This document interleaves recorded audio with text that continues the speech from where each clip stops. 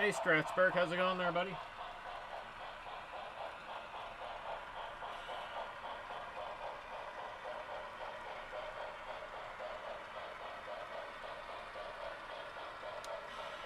I'm just slowly getting all this going.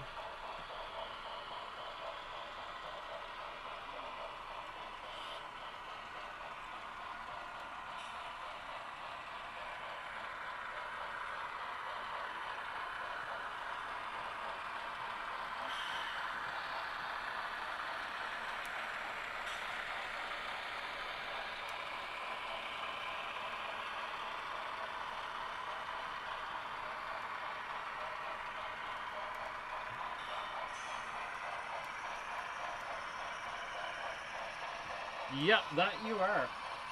There's not too much going on at the moment. It could be a bit. It's probably a busy evening for everyone. It is Thursdays. Thursdays can definitely be chaotic. I only got back from work at about, I don't know, 5:45 my time, and it's 7:05. So I haven't been home for very long. It was long enough to get this here going and made sure my daughter had something to eat. Actually, I just went and grabbed hamburgers at A&W. I did not feel like cooking tonight. Not one little bit.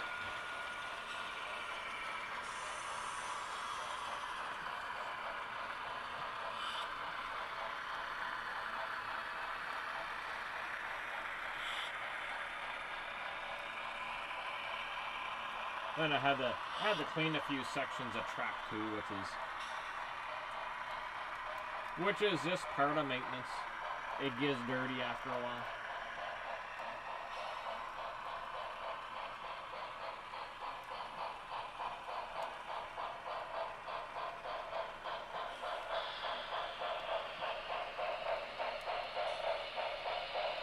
While I was cleaning, I knocked a bunch of my little figures down. Little dinosaurs everywhere.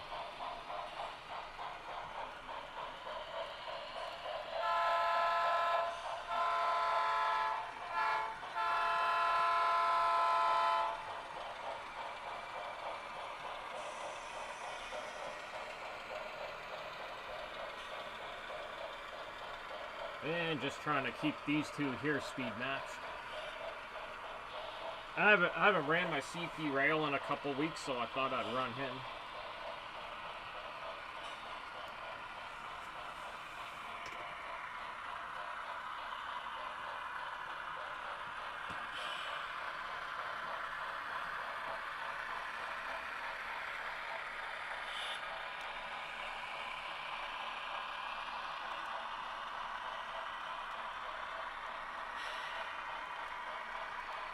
A candle lantern? Oh, cool.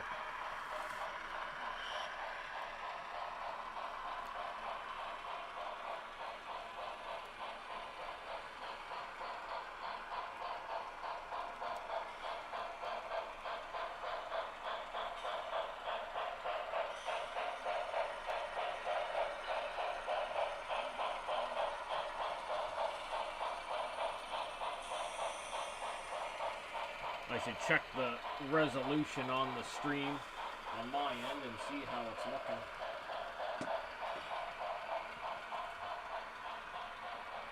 I disconnect as many things from the internet as I can. Oh no, that's not looking too bad. It's alright. A212, how's it going there, buddy?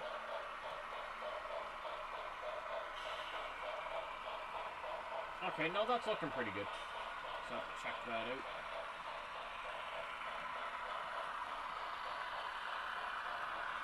That is not bad.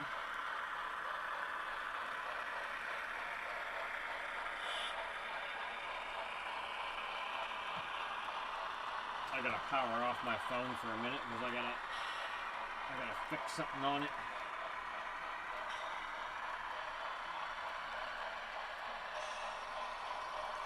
And then Gotta get some, might have to get some smoke in the goose. He's a little smokeless at the moment.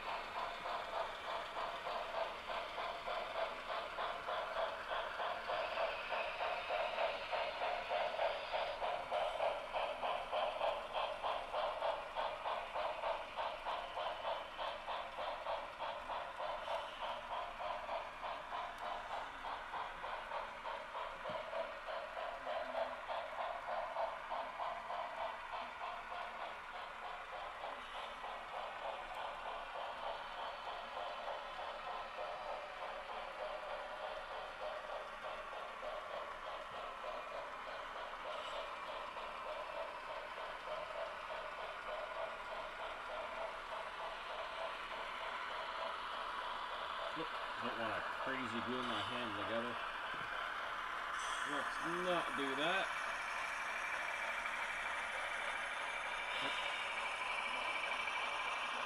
I got a trim piece coming off my rugged phone, but it's I put it through quite a beating, so like I'm not surprised. It's a little bit of crazy glue, and we're all good. I was gonna make sure I get any spillage glue off of it.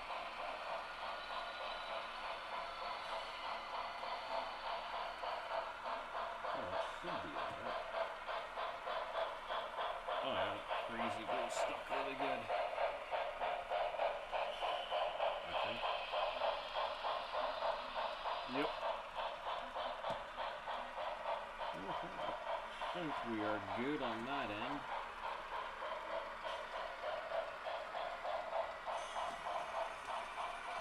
Hey, Jason.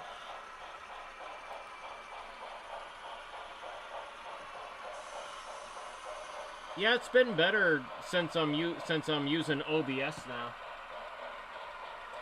Yeah, I'm just fixing trim parts on my rugged phone.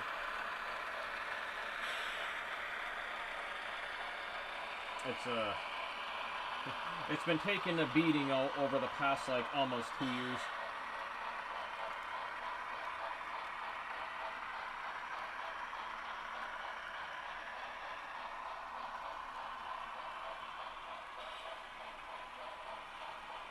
But it does its job. It does what it is meant to do, and that is take a beating. Oh yeah, man, Jason, I'm loving it, and I got my second camera working, which is great, because that's been one of my goals for a little bit, is just getting a second camera going.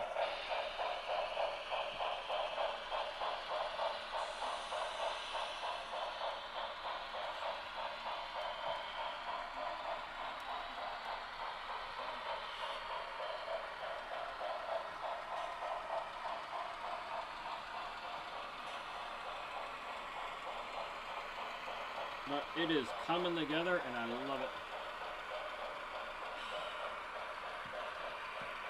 Speaking of things coming together, I gotta keep an eye on these 2 trains.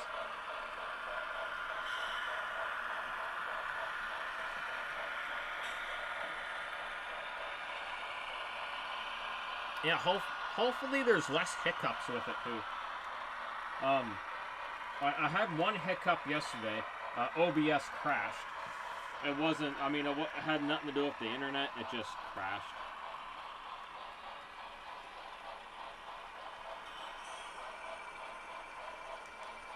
And then I restarted it and it was fine. But all was good in the hood.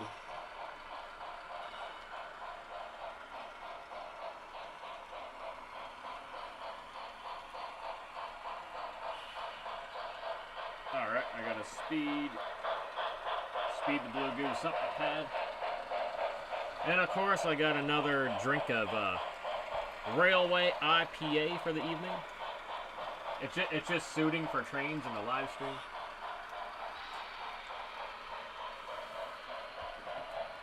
It's not my favorite beer. I just like the name of it. I was like, yeah, that's cool. We'll roll with that. Yeah, just because of the name.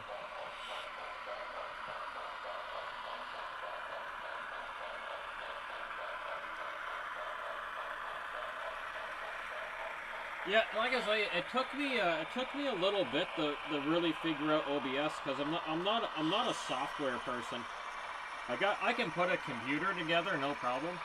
But software, no. Software is not my thing. Never has been. But, I mean, I'm learning.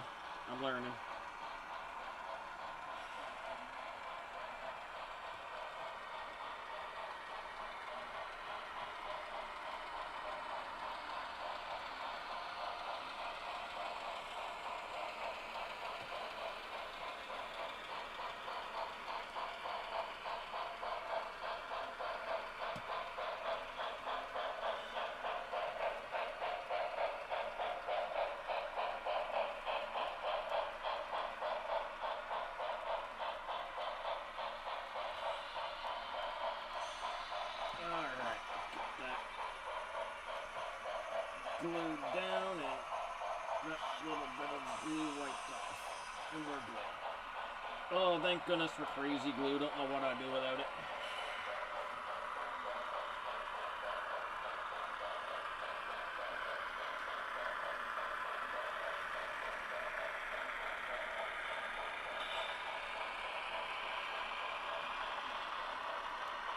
Life would fall apart, literally, without crazy glue.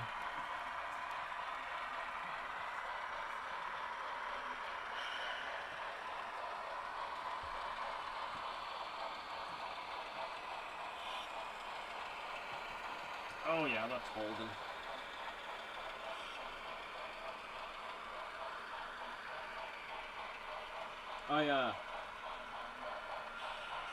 I might have to take this phone apart and check the battery because I think the battery's swelling in it. Which means I'll either have to find a replacement battery or replace the phone. Sucks because the phone does the job. It does what I need it to do. And that's last a very long time, but it also has a very massive battery in it. Which is what I wanted. I'm sure a lot of you has seen it on the stream before. It's a rugged phone called the Tank 3 Pro by a little company called Unihertz. And it's got a 23,800 milliamps battery.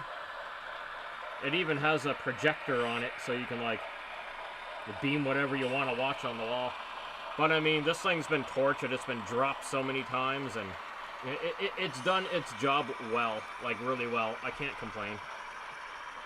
And I've done a lot of streams on it too. The screen protector's all cracked on it from dropping it. And I got cell phone butterfingers, right? So I needed a phone like this.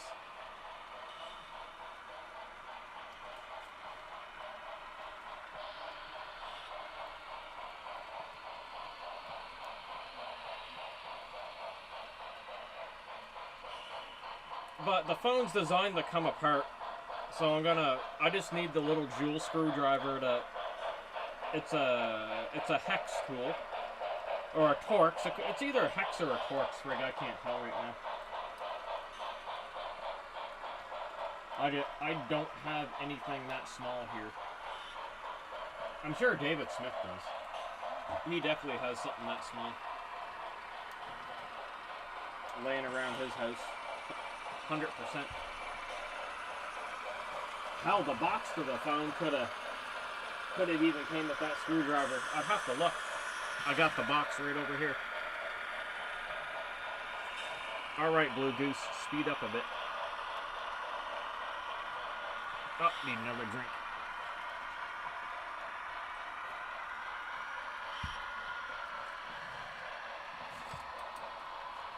I'll check and see if it came with a tool.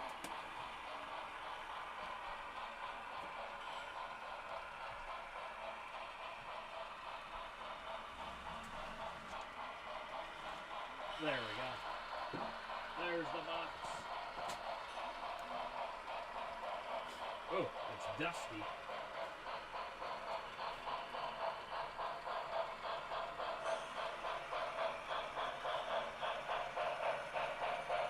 I'll just bring the box over here.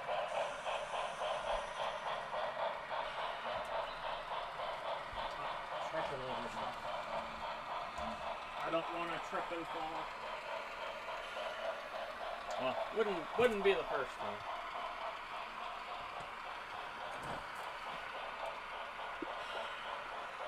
Alright, let's see if it came with a tool.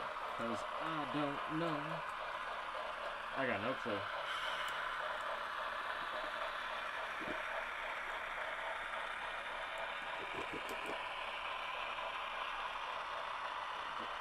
Over here.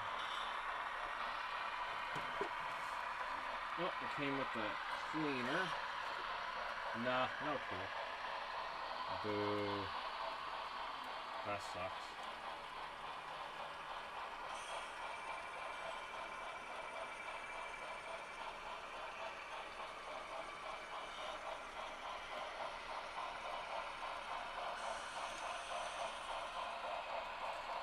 Right. Alright, some of the instructions are in English. Well, I'll keep that out of it.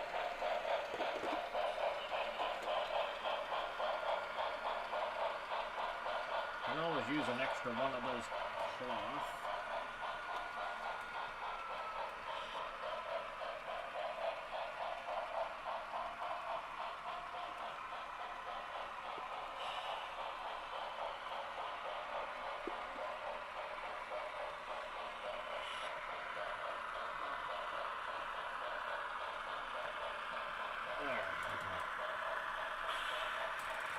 Put that here for now. I'll check my screwdriver set here and see what I have.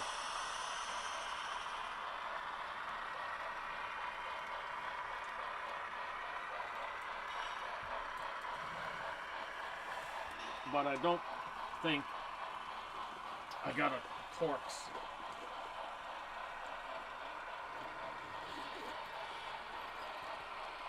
I probably do at my girlfriend's place. But not here. Oh yeah, oh I got Torx, but not that small.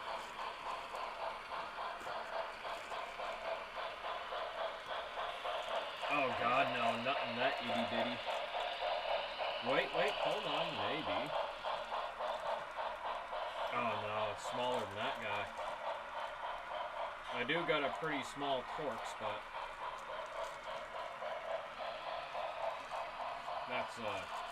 that's still too big.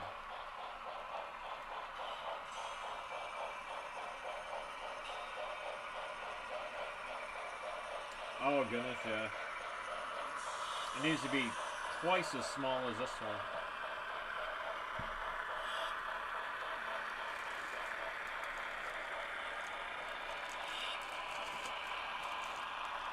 That is no good.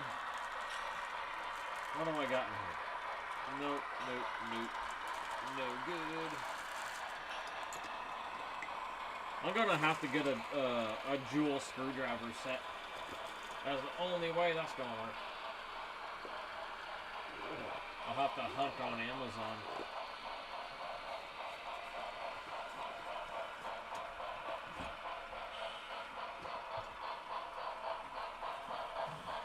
There's Jimmy.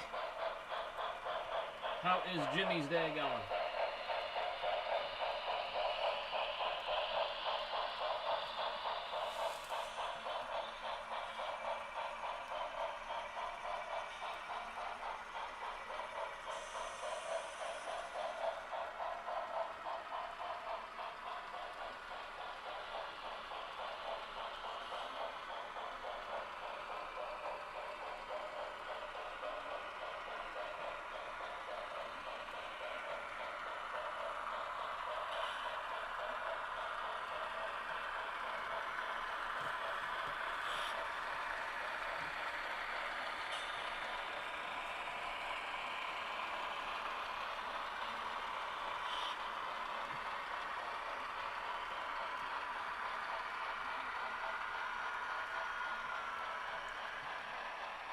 Oh, I'm glad to hear, man.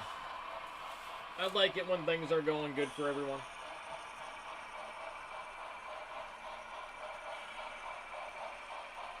In the wild times we live in, we need good times. All the good times, my friend. I'm just gonna tone his volume down there a tad. Oh, I better let Josh know. Oh.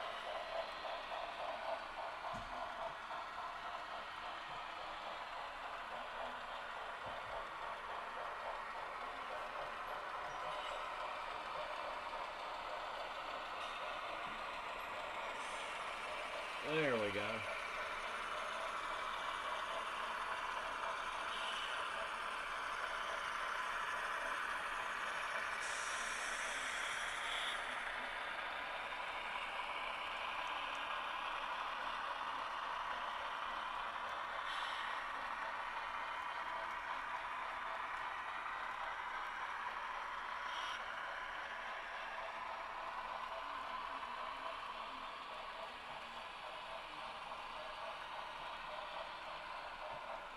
Alright, I'll find Josh on here. There's Mr. Cannon. I'll let him know live is up with a happy face. Sweet. And I got a message, David. David's still at work.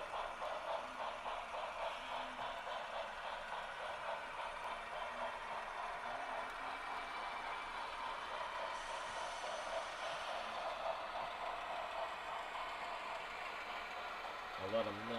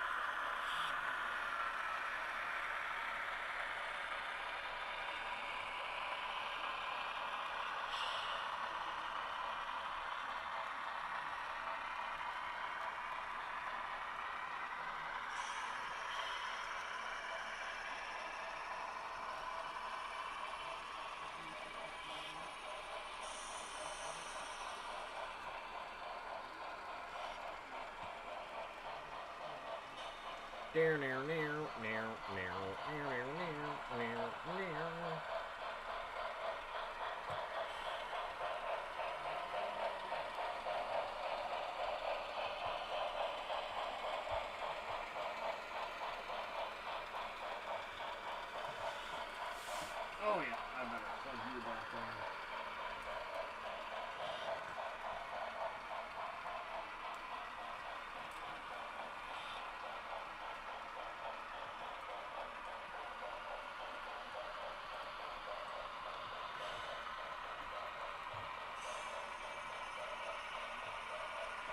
Oh, are you and the wife watching a show tonight there, Jim?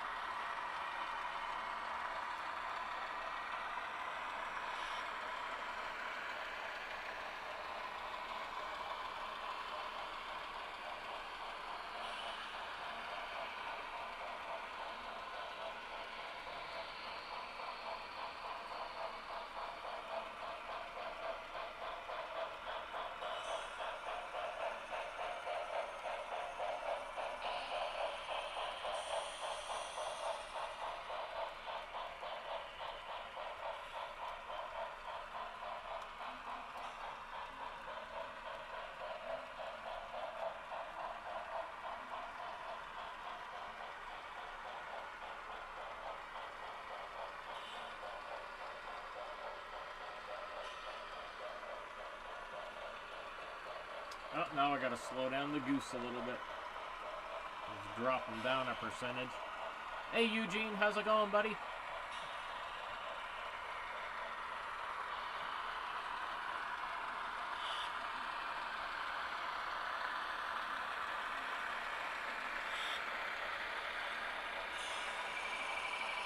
Oh, I'm gonna have to watch that video.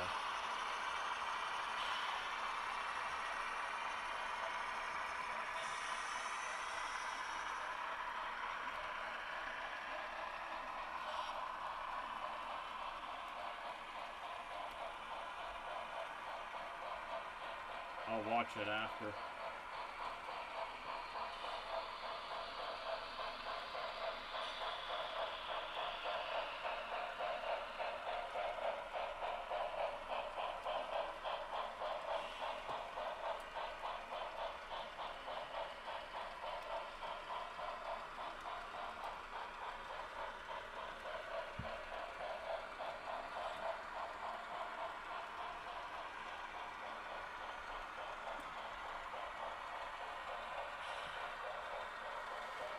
Oh yeah, see it. I'll see if I can get some more oil there in the goose, get him smoking. Yeah, I'm like ahead of everyone. Except for Newfoundland. I think Newfoundland is a half hour ahead of me.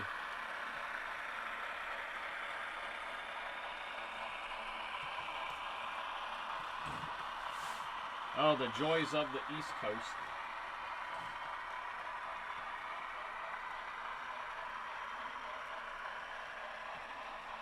Sometimes it really sucks because when I'm live streaming, because when I gotta shut it down, some people are just settling in for the evening, right? And it like really sucks.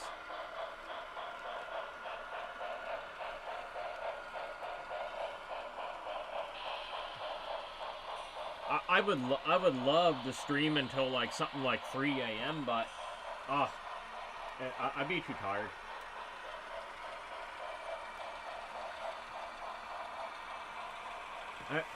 First world problems, eh? Yeah, exactly. I'm sure there are people from the West Coast that would like definitely join into the channel, but I gotta. By the time some people are ready to settle down and stuff, my stream is like long over.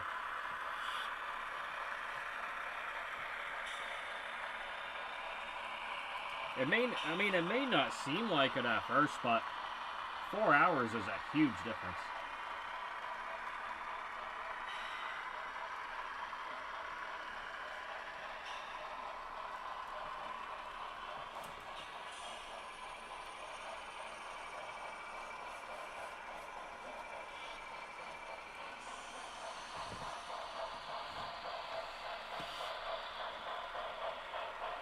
There, a little bit of smoke. Just a little bit. I got a couple friends in Calgary, and my brother's up in Yellowknife, and they're all 3 hours behind.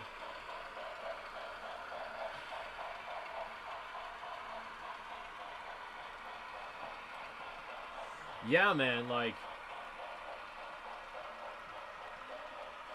it does get pretty late. Because, I mean, like, you know, it'll be midnight for me, and then, you know, it'll be 8 o'clock in BC, people just settling in, and I gotta shut it down.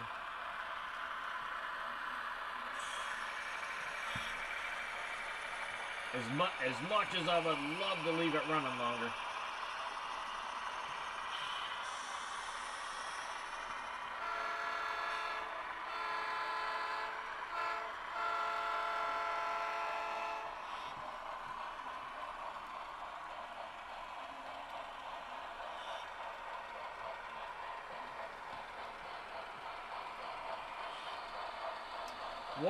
One of these evenings in the summer, I'll on the sun deck, I'll run a late one, because it'll be nice and warm and everything. It'll be fun. I'll have to drink some coffee. Hey George, how's it going, buddy? I'm doing pretty good. I got finished work there about 6:30, 5:30, almost about an hour and a half ago, I'd say. Maybe an hour and 45 minutes ago. Not quite 2 hours.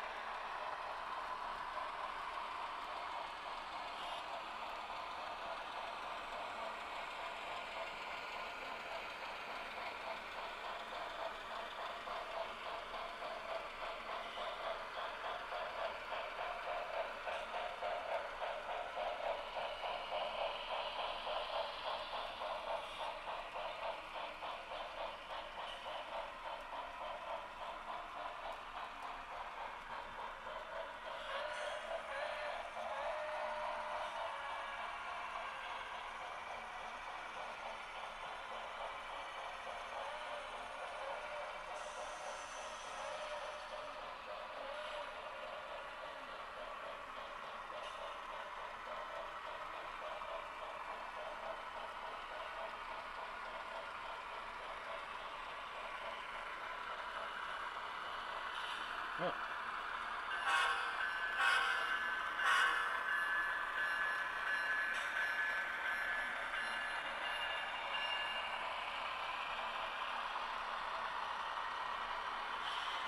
How's camera number 2 looking?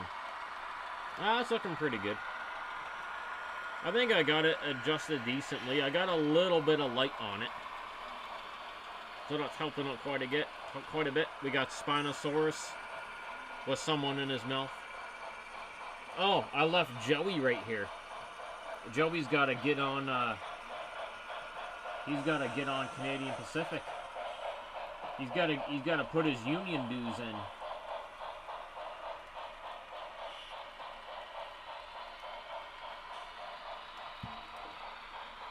Joey's been working hard all week, man. No sleep.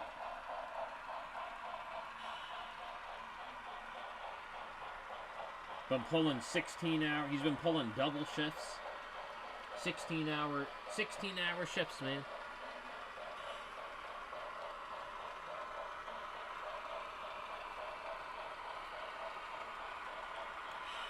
Oh, it's all good, Josh. We all get busy, my friend.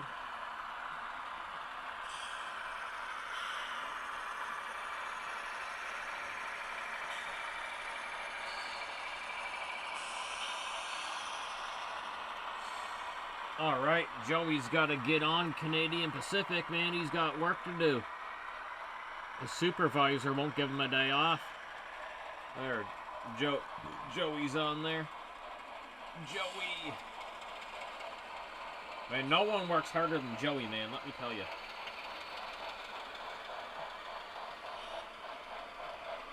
He's the poster man for the union.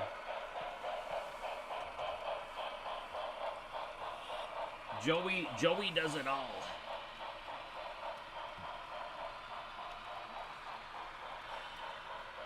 Let's see how the stream is doing.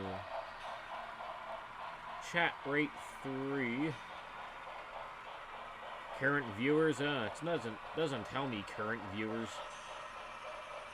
The stream is healthy. Well, that is good. Oh, okay, I got 10 viewers. Okay, there it is. I couldn't figure it out there for a second.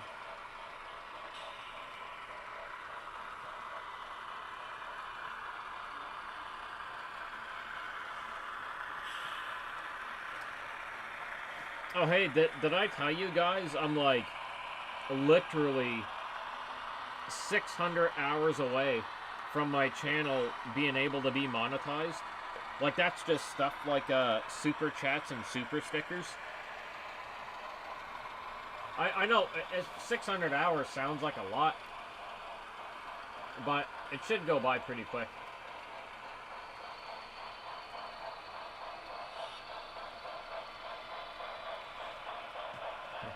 I asked my girlfriend, I'm like, when you go to bed, jump on my channel and just play it.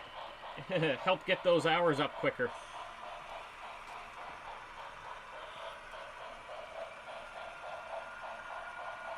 Yeah, it took a while. Like I think my channel's about.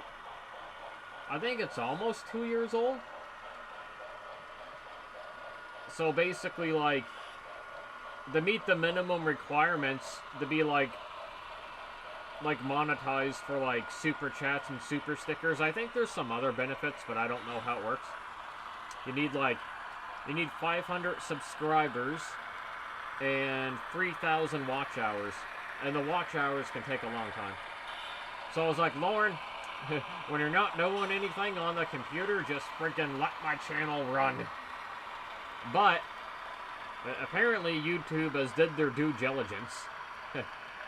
Like I don't know how they know this, but if you're watching someone's channel, like, it has to be like, it can't be minimized. That doesn't count. Somehow they know that.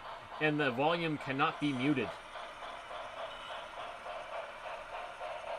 If you mute the volume on the stream, it doesn't count for watch hours. I was thinking of letting my channel run on my alternate account, but YouTube probably knows it's my other account and it won't add towards the hours.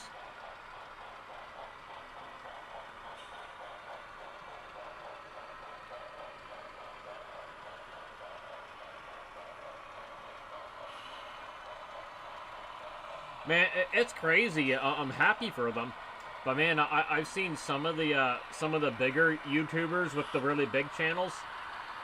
Like, man, they've made enough money in one stream on super chats to like buy a brand new Athearn Genesis. I'm just like, damn. Talk about funding the hobby. That's pretty cool.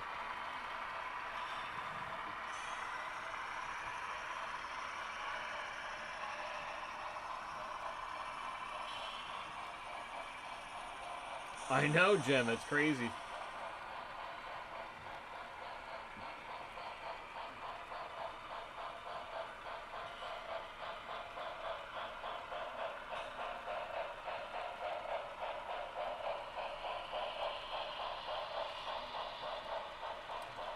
Oh yeah, I forgot to tell you is I did buy that Truline Train, Canadian National caboose for like 34 bucks. That's the cheapest I've ever seen a Truline Train caboose go for. I did grab it. It'll be a long while before it gets here though.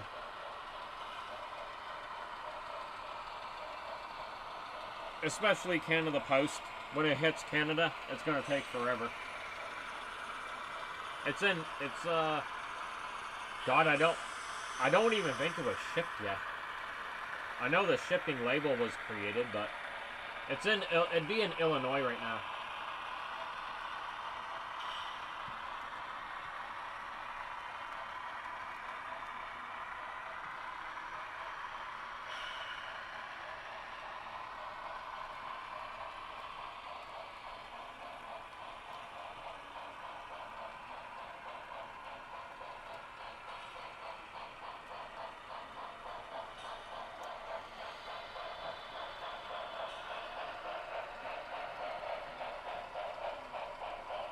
Yeah, all I use for a computer is my little gamepad. Like, it's a powerful little rig. It does have some glitches here and there because, I mean, it is Windows 11, right?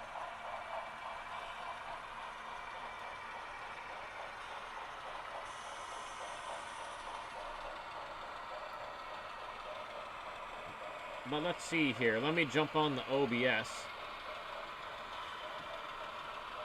So my cameras are running at 60 frames a second.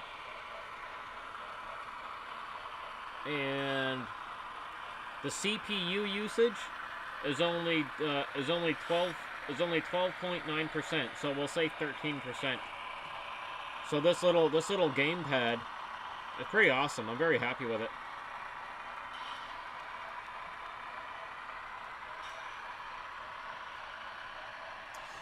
Yeah, I mean, it was still worth it though, George, because those True Line train cabooses usually go for $100.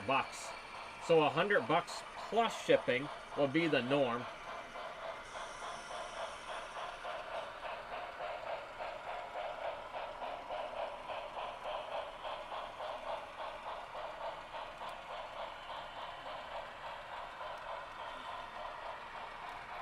Yeah, OBS definitely seemed to have solved a lot of things.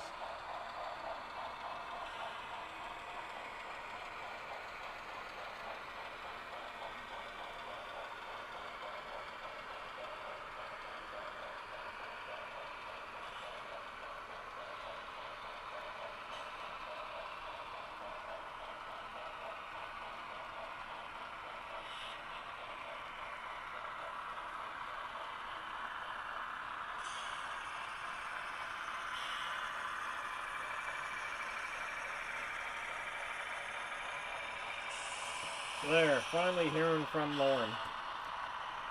She must have just got off work.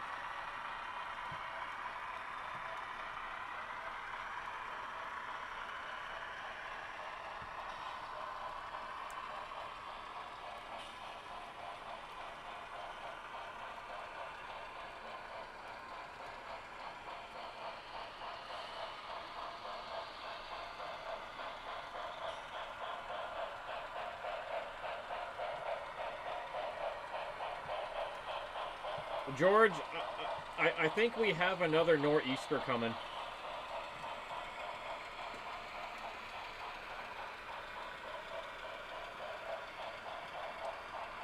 So I think, here, I'll tell you my total here in a second there, George. Let me just go to internet's being slow as hell. Of course it is. Purchases. I think it was $70 on the dot. 70 maple syrups.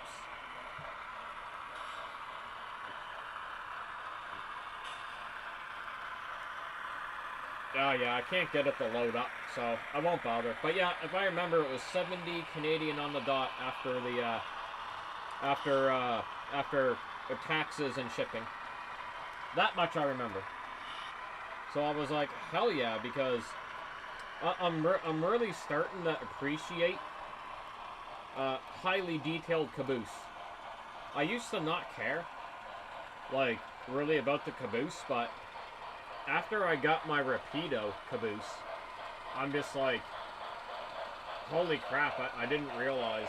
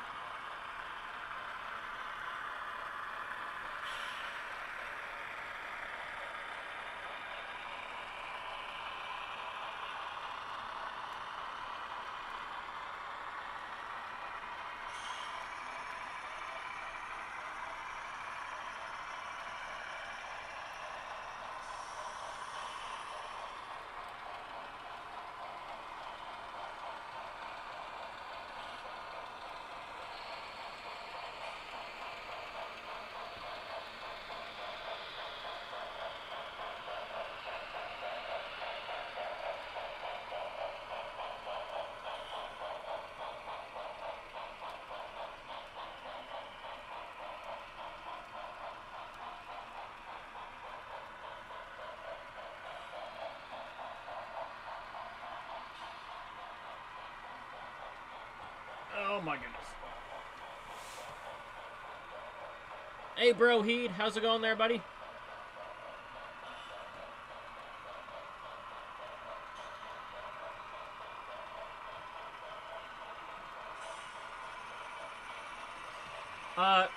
No, my Rapido caboose is CSX.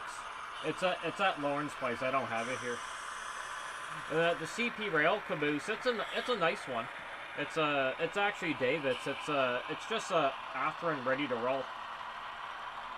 The other brand name caboose I love Atlas, because Atlas has a nice blend of bang for your buck and detail. And I like Centrilla. Like my Union Pacific one that I was running last night, you can just see him in the corner there. He's in the yard. That's a Centrilla.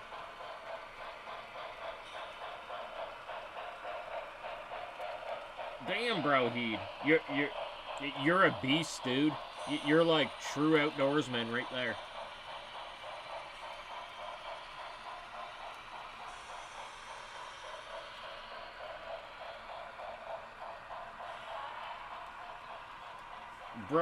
Bro, Heed, if the end of civilization happens, you will survive.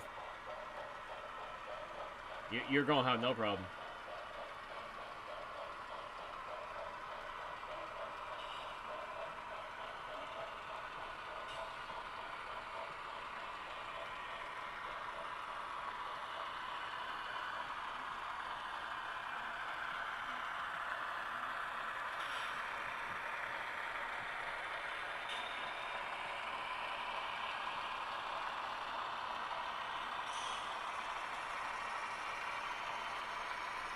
Oh, it was a mistake. Oh, crap. Oh, no.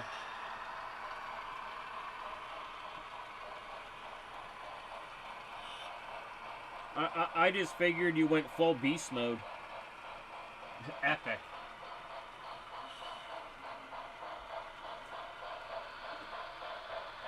Well, all you need, bro, Heed, is a little bit of Rail White IPA. Tastes like diesel and coal fire. It'll warm you right up, brother. Is good stuff right here.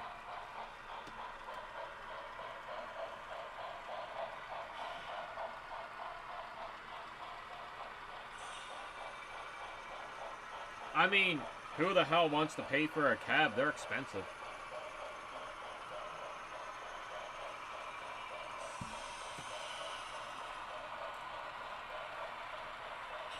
And then my girlfriend disappeared. Oh, she probably still at work. Oh, my wish list update.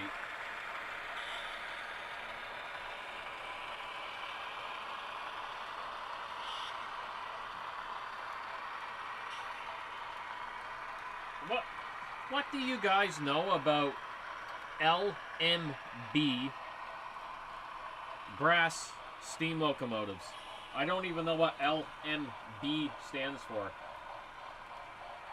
So that's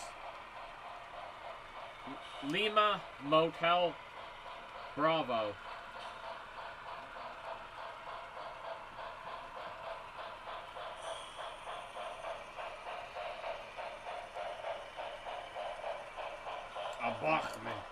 A Bachman's for sale. Oh, God. Oh, excuse me.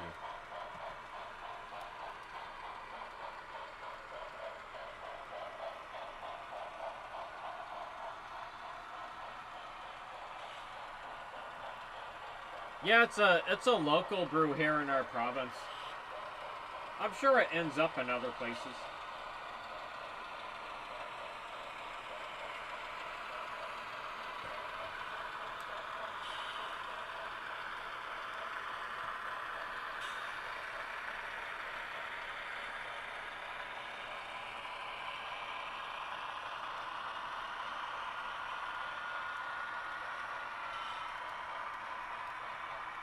Come back, Lauren.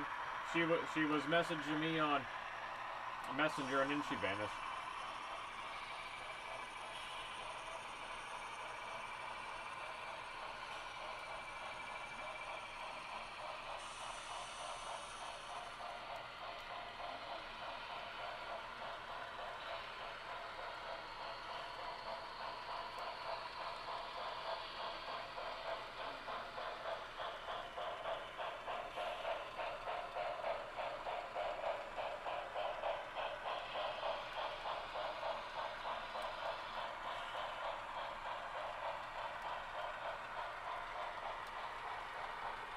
Oh, just replying to some messages. And let's see here. I'm always on the lookout for some white wall tires for the Cadillac on Marketplace.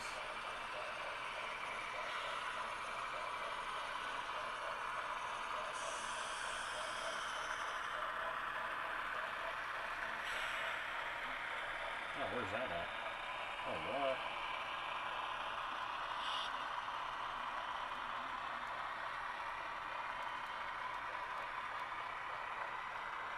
That's kind of cool. Oh, I gotta speed up Blue Goose. Put him up a notch. Ooh, what's this?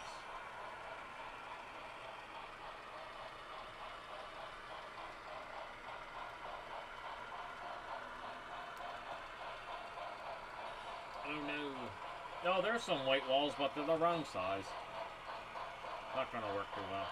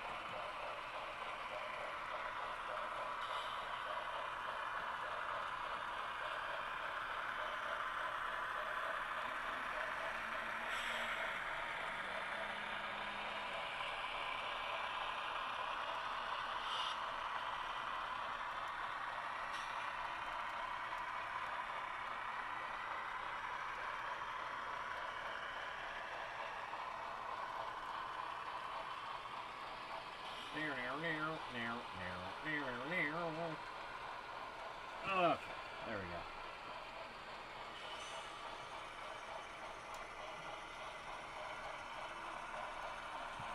go. Oh, I gotta bump them up a little faster. Now I can catch up on the chat.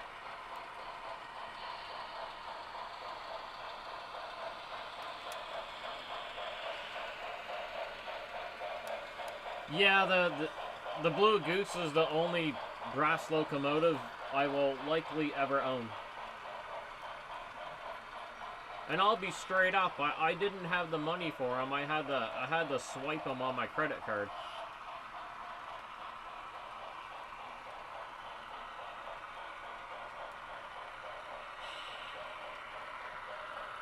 It took me quite a while to pay it off.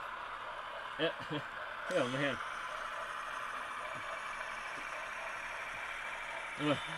My girlfriend's like, and she's 100% right. She's like, you shouldn't be swiping locomotives on your credit card. I was like, I know. I'm not very financially responsible.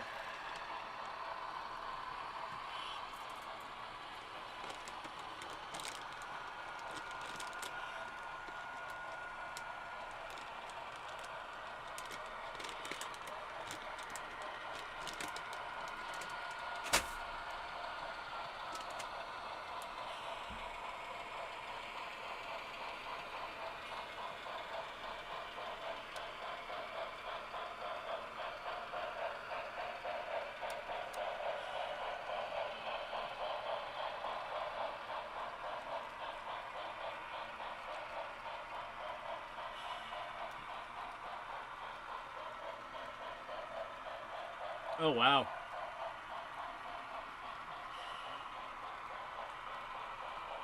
Speaking of pilots, ever since I was a kid,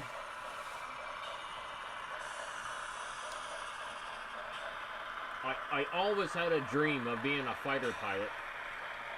Obviously, that dream never came true. But, I would friggin' everything. When I was a kid, everything was about airplanes. Airplanes and fighter pilots, and I didn't care what country they were from. I wanted to know everything. But unfortunately, when I became of age to join the military, I couldn't pass the medical. So those dreams were crushed. the, that potential chapter in life was shut hard in my face.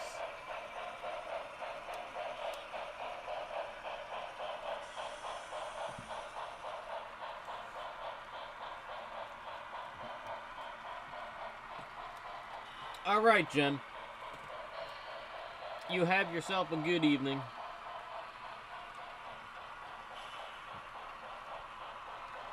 It's very possible, like, I could get my private pilot's license, but it's very expensive.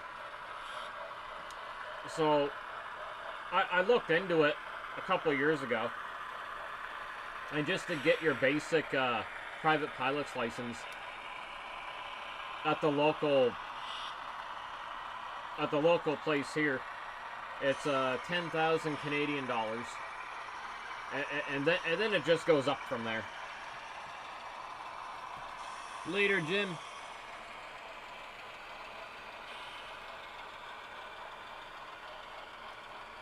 Oh, what? Broheed? That's awesome, man. I love aircraft.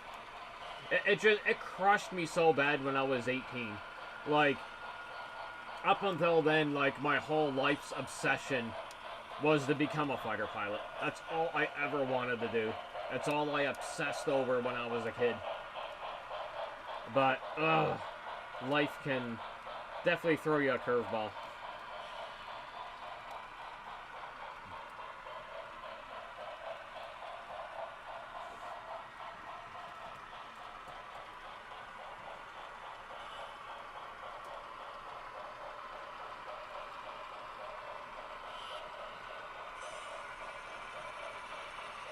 Like, well, George, it was like 5 years ago.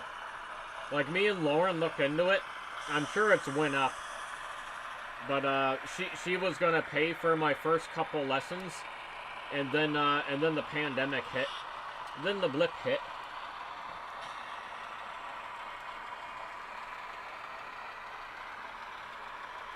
Like I say, 5 years ago, this is what the flight school in Truro said. We were on the phone with them. But like I say, this was 5 years ago, and that's for your basic private light aircraft license. Like a Cessna 172. And that only allows you to fly in clear weather in the daytime. That's it. If you want to be able to fly at night, that's more money. If you want to be able to fly in the rain, that's more money.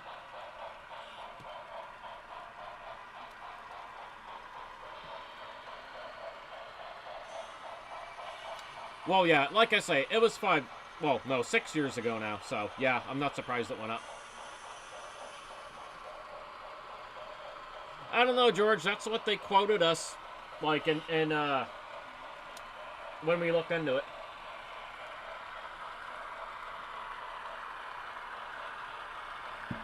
That's what we were told. That was the base price.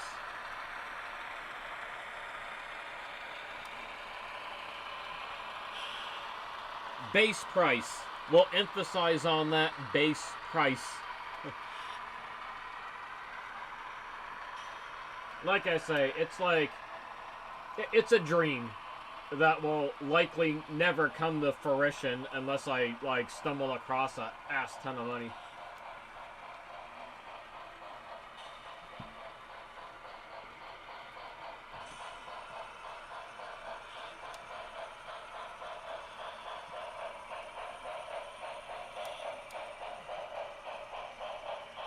Oh, okay.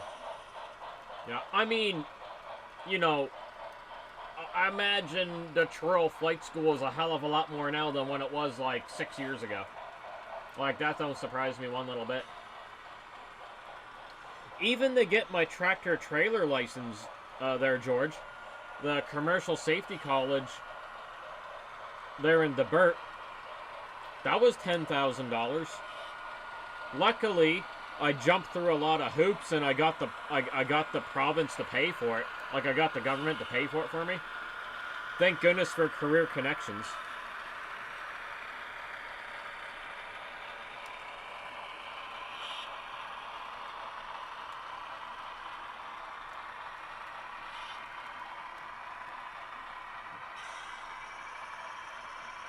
But yeah, I will always love aircraft. Like, maybe someday that dream will happen. You never know. It could. But I mean, you know, I'm going on 43 now.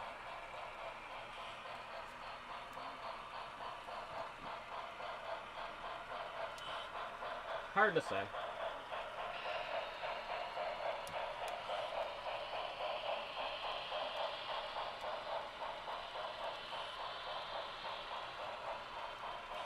And it's like, and like, I know, like, I got a very good feeling, like, I'm competent enough, you know, to pick up how to handle a light aircraft, because my whole life, I've always picked up handling vehicles relatively quickly. Cars, motorcycles, tractor trailers, like, I picked it up really quick. I mean, obviously, an airplane's a completely different beast, but I feel confident enough. Like, I would learn how to handle a light aircraft, you know, fairly quickly.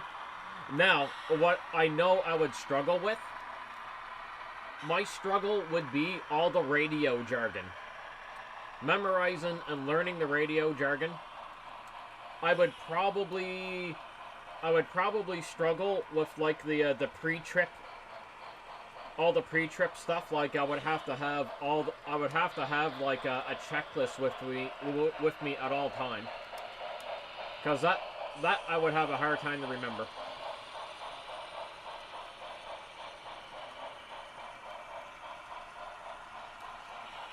Like, I'll take the tractor trailers for example. Like, I picked up driving the tractor trailer so fast, so fast, and but I have to, when I do the pre-trips, I have to have a sheet with me quite a bit so I don't forget something, because I'm not a mechanic. Our pre-trip inspections as a driver, they're pretty in depth for our province. And it's like, for me, it's a lot to remember. So I always have a checklist with me in case I overlook something. Oh, well, Bro Heat and Jason, that's a good thing to know, because I would have to have notes and, like, everything with me.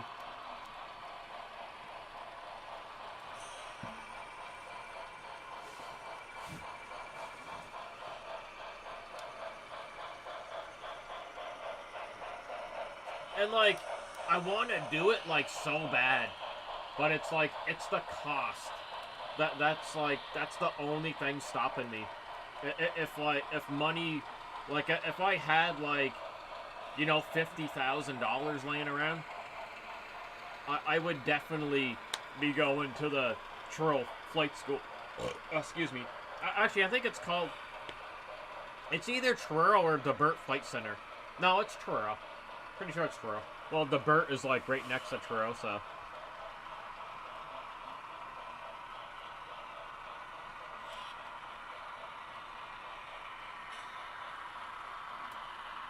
What? That's intense, Jason. I like, every once in a while, I like the new Microsoft Flight Simulator. What is it? 2024, is it? Or 25? Flight Sim 25? It's a lot of fun.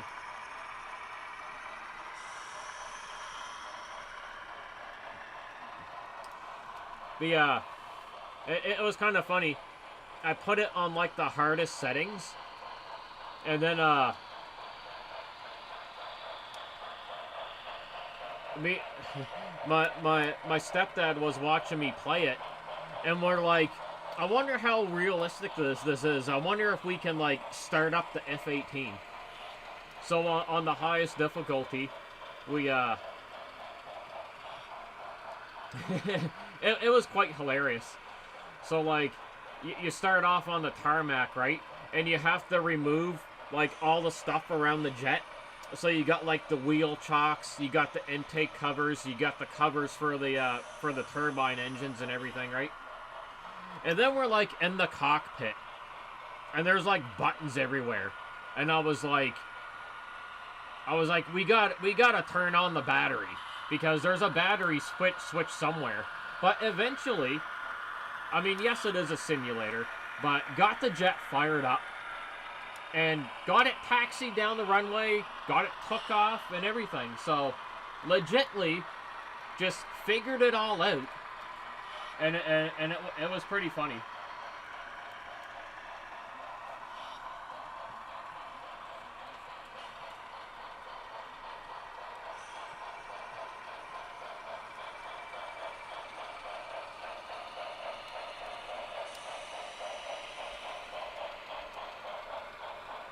Oh, what? That's crazy. That's awesome, Jason.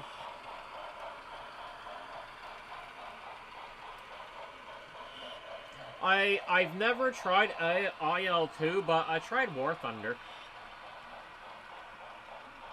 I like the physics of War Thunder, but I find the aircraft super slow. Like, they accelerate so slow compared to the latest Microsoft Flight Simulator. Like, it's annoyingly slow. I was like, come on. The BF-109 accelerated faster than this. It had to have.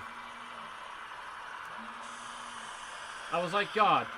The Spitfire freaking Mark God knows what. There were so many of them. It must have accelerated faster than this. The P-51 had to have accelerated faster than this. They're freaking slow. Antagonizingly slow. I was like, there's no way. I was like, War Thunder must have messed up.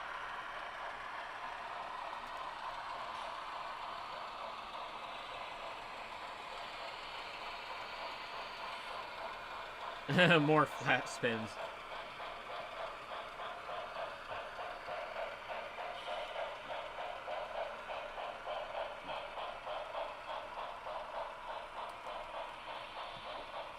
But then a buddy I was talking to,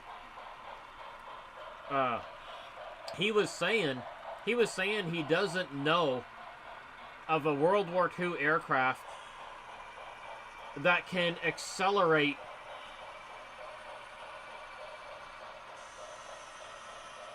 on a 90-degree climb.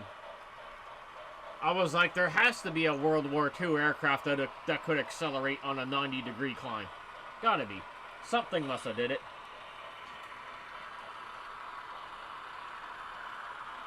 Hey Luna, how's it going? Yeah, I do know that. Energy was everything.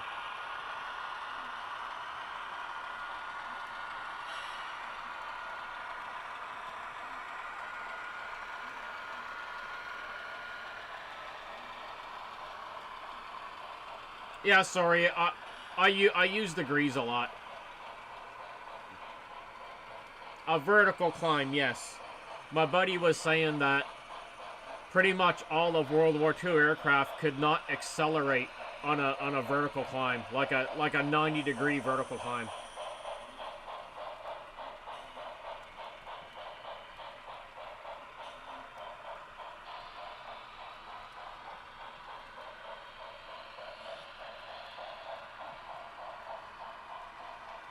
Yeah, the F-22. Oh, they just put the, in War Thunder, they just put the MiG-25 Foxbat in it. And, it can, I put it on simulator mode, because you can squeeze more speed out of that mode. And I got that thing past Mach 3. So they gave it its rated speed. I was like, thank goodness. I was like, I'd be blue mad if I were to purchase, like, you can test fly it, but I would have been blue mad if I were to pay real world money for the MiG-25 and it couldn't go over Mach 2.83. Well, the Russians did say that the pilots don't push it past Mach 2.83 because, yeah, you'll damage the engines, but in War Thunder, I had it over Mach 3. I was like, yes. Thank you.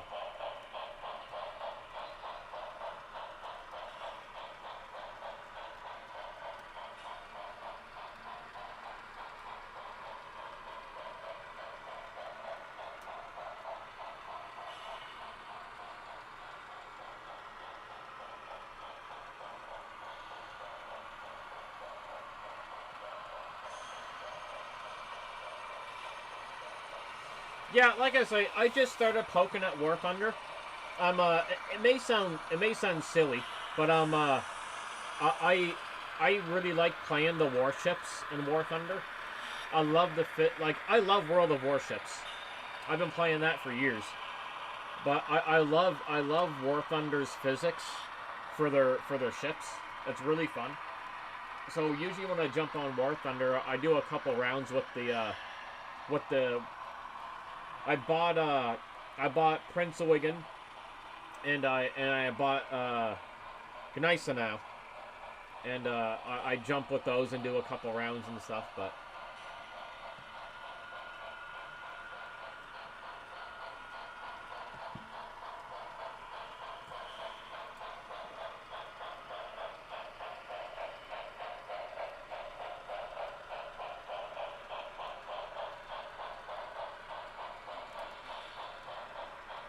well, here's the funny thing I found out about flying the planes in War Thunder. So if you have it on arcade mode, your war emergency power will cut out. In simulation mode, your war emergency power or your afterburners, it don't cut out. It'll go until you friggin' destroy your engines. But that also allows you to squeeze more performance out of the plane. I was like, damn, arcade mode's annoying. I just get in the plane and want to push them, right?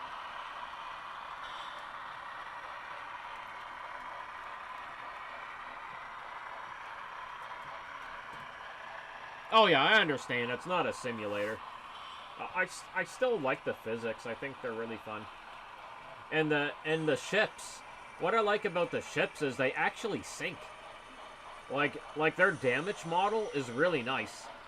Like with a battleship, you can play a whole match and not even get destroyed. You can take astronomical amounts of damage. Like your ship can be sinking and you're still not out. Like you can lose the match and not die. It's friggin' absolutely hilarious. Like I love the damage model. And when you're in a ship, to me it feels very rewarding when you hit your target, and then you see the damage that's done. I'm like, yes.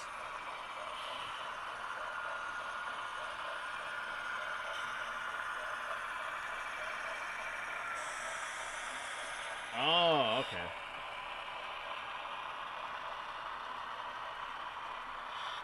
So, Broheed and Jason, you know oh, what do I want to, okay, the Reno Air Races. So the really souped up P-51s. This was a long time ago, but I did read that one of these souped up Mustangs could climb to 18,000 feet quicker than an F-18. I mean, this was 20 years ago when I read this, and my mind was blown. Is that true? Is this souped up Mustang, like, I mean, souped to the fucking tits? Because these things were bloody fast than what they were in World War II. Is that true? Could it really do that? I mean, I wouldn't be surprised. Voodoo, yeah, him. I couldn't remember the name. Thank you. Because I knew you guys knew what I was talking about.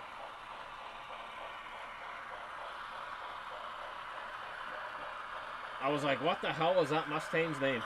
That thing's on roids. Like I say, it was 20 years ago when I was reading up on this information.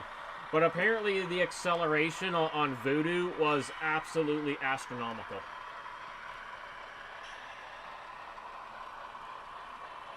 It was just a beast. I gotta speed up the goose.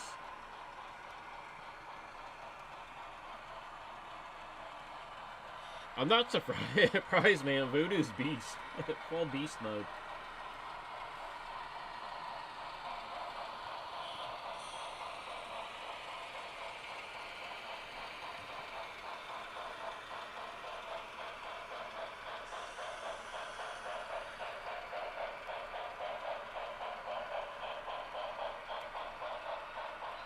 Could you imagine Voodoo's performance, having that performance back during the war?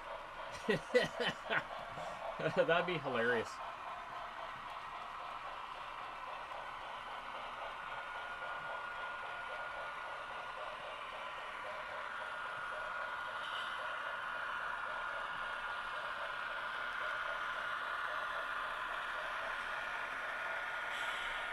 There are a lot of P-51 Mustangs.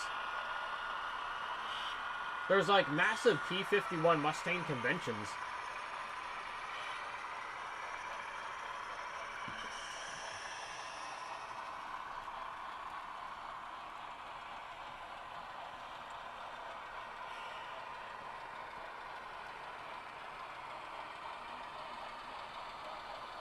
So guys, tell me more about Voodoo. What was Voodoo's record? I can't remember. It's been a while. I mean, I could Google it, but...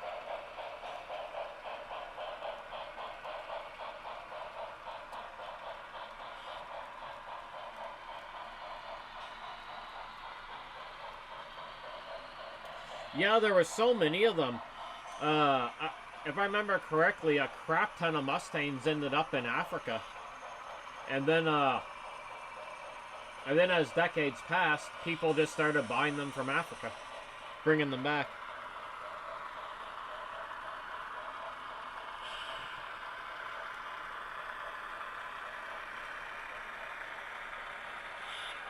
F8F. 554 miles per hour. Damn.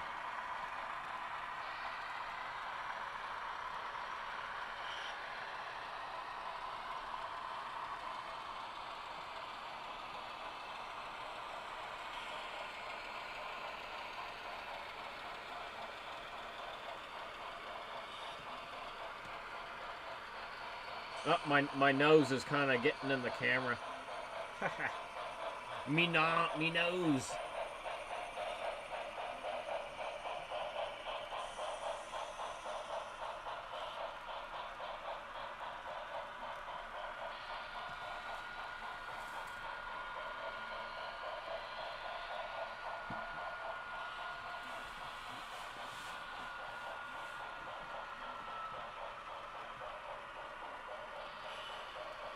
I'm gonna have to watch some more YouTube on those two. Like I say, it's been a long time since I learned about them.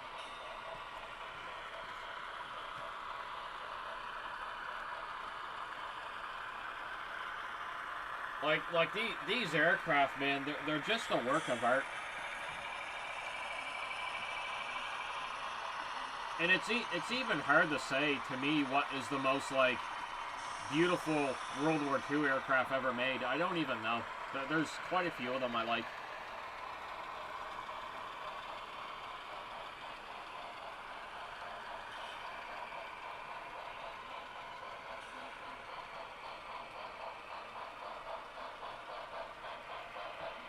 I didn't know the F-22 was that fast. I had no clue.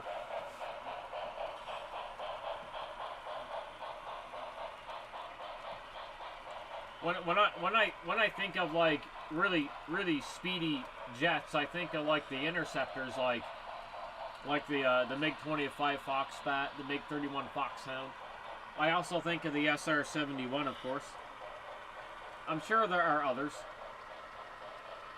but I was more into the World War II than modern. World War II aircraft always insanely fascinated me.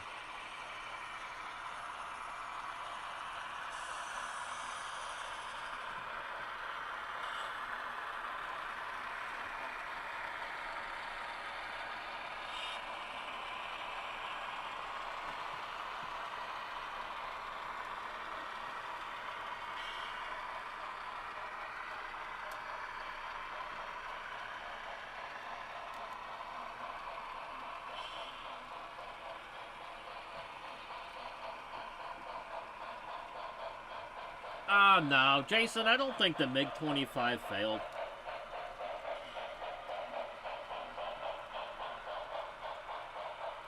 I think I did read a lot about the 25.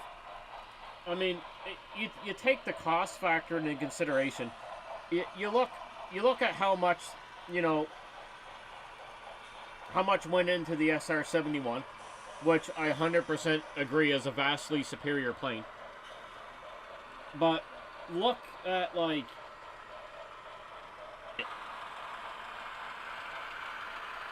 oh, something happened. Is the stream still going? Okay, the stream is good. I thought I cut out there for a minute.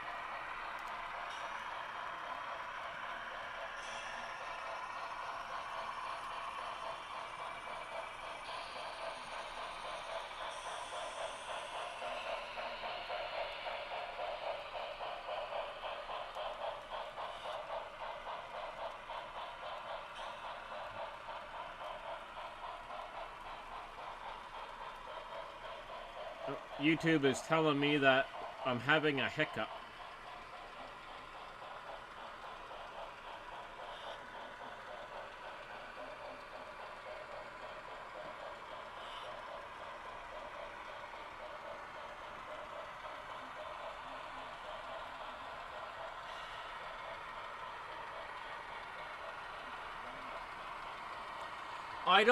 I think to this day we'll never be told how fast the SR-71 could go.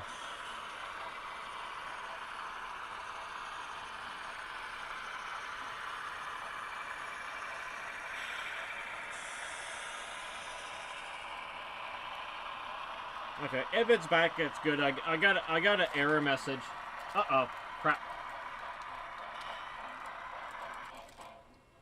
Oh, collision. I wasn't paying attention because I was like seeing what was going on with the stream.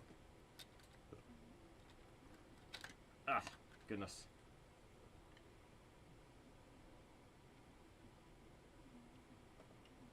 Alright, I'm gonna have to hit the hard brakes on these two.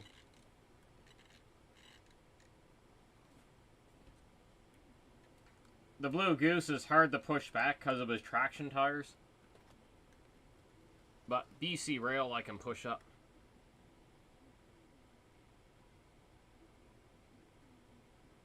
Yeah, I did hear about that, about the Dark Star.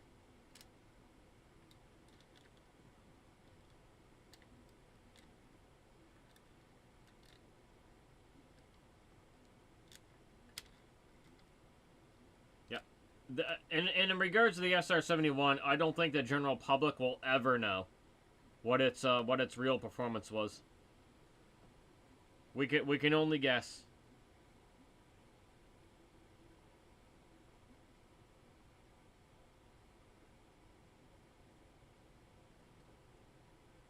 All right, let me fire this back up.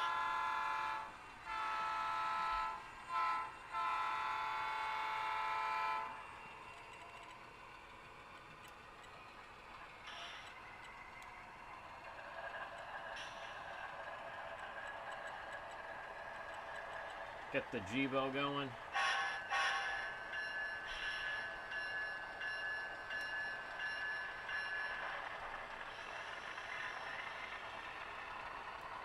Oh, really? Oh, that's neat.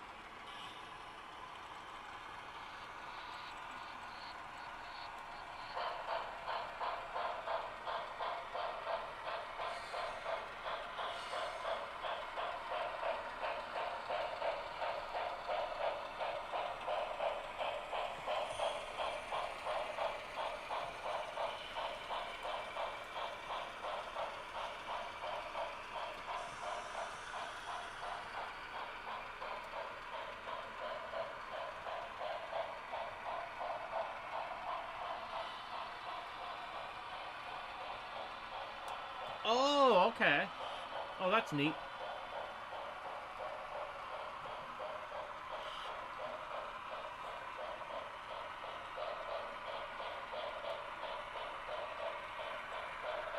I'll tell you, one World War II airplane I hated as a kid, but learned to love later on in life, and I love it even more now.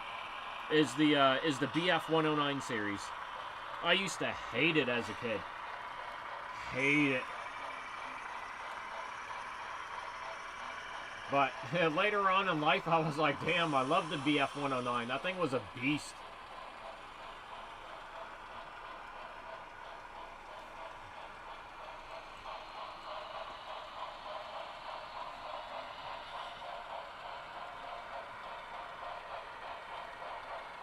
And the highest scoring aces that ever existed flew those bloody things.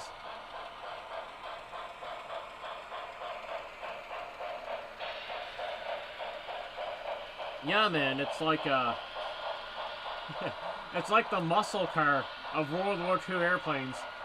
Tiny little airframe with a big ass motor, engine, big ass engine in it. Inverted V, hell yeah. Inverted V12, fuel injected and supercharged.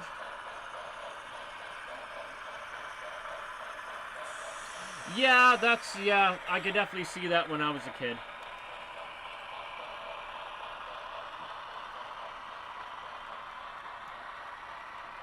I got a book there about the about all the aces of the Luftwaffe, aces of the Eastern Front.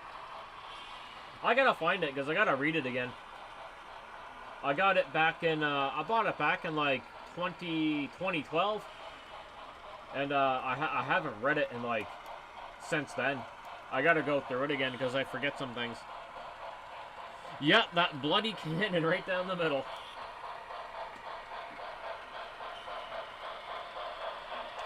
As I got older, I enjoyed more and more hearing all the stories from the Axis nations. As I got older, I became less and less and less biased. And then I wanted to hear more stories on the Japanese side of things, the German side of things.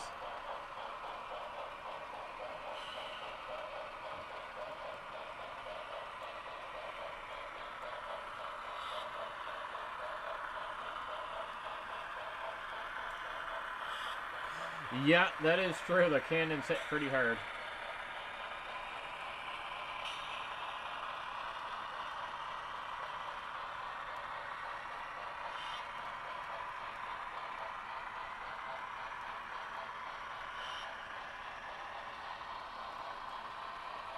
I used to love reading a lot of Eric Hartmann's stories from when he flew for the Luftwaffe on World War II.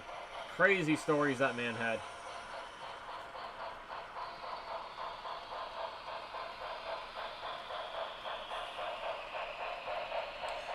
Yup. Yep, they kept upgrading it. And it kept on getting more and more and more insane.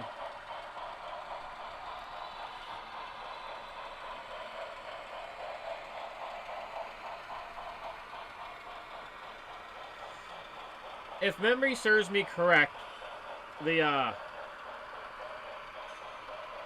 109. We'll take the G series and the K series. Pretty much outclimbed anything the Allies had. Correct me if I'm wrong, but I do remember reading that a while ago.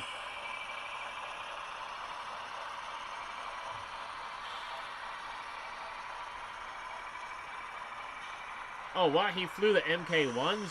Dude.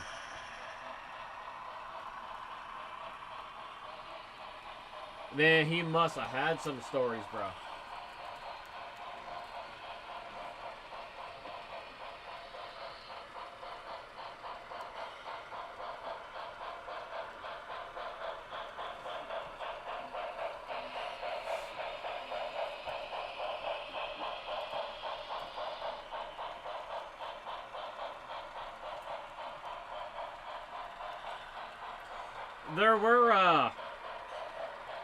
There were some German pilots that claim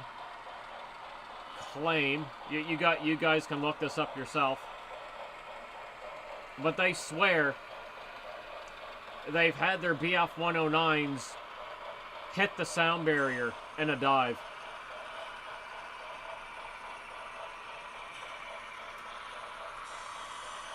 I don't know about break it, but you guys can find those stories for yourself if you didn't already hear them already. They've been around for decades and decades and decades.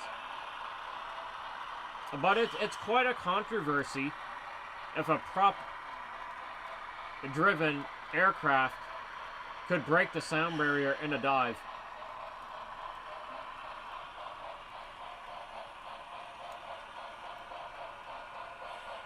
Richard Romer.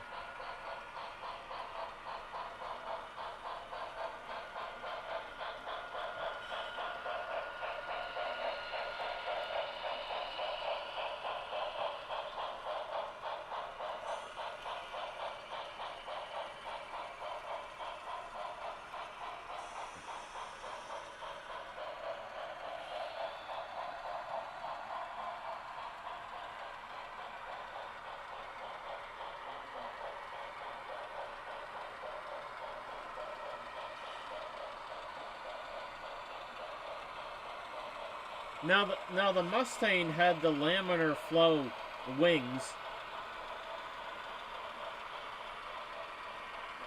which could, I don't know. Like I say, it was just stories I read back in the day during my super obsession, and I don't remember a lot of them too well.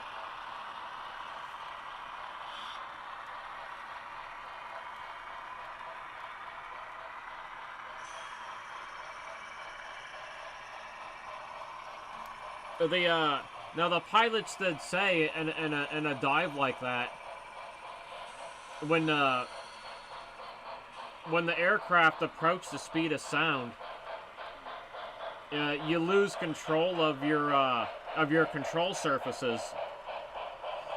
They said it won't work until you break the speed of sound, and then you can get your controls back.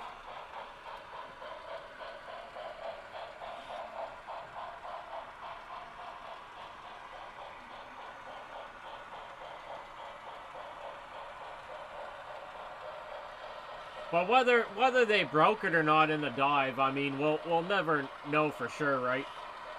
And no one's gonna risk their life to try and replicate it with a GPS hooked on the aircraft. No one's gonna do it. So I mean, it'll always be like, maybe it happened, maybe it didn't.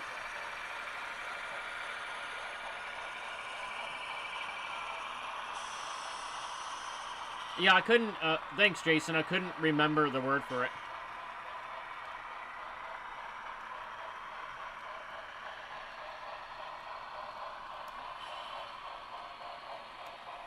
I've read some stories on P-38 pilots too, having some, scary scenarios in a dive.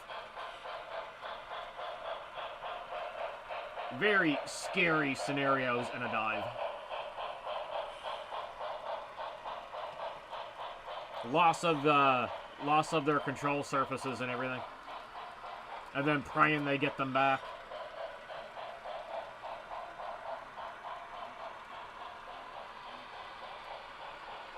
Yeah, and you read my mind, bro, Heed, because I just talked about it. It turned into a lawn dart. Oh shit.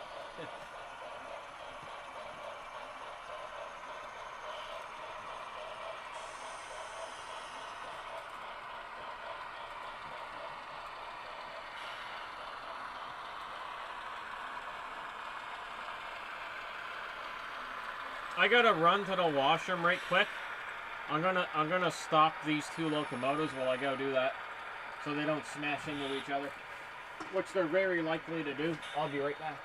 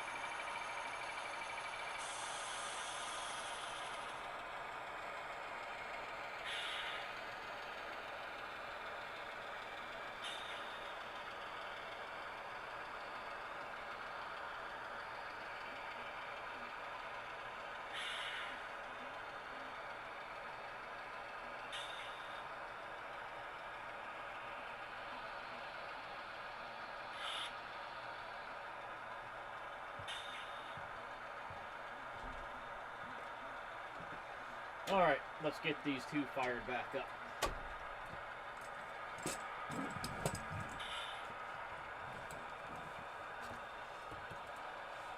Alright, what did I miss on the chat? Let me check that first.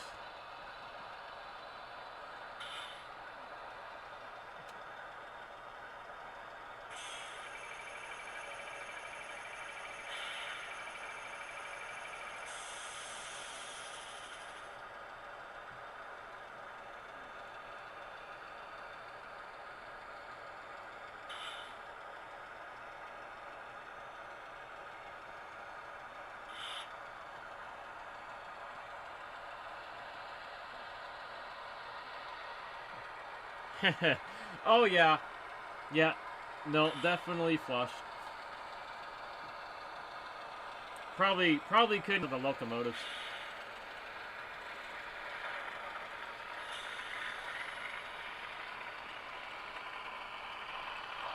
Alright, get these guys going.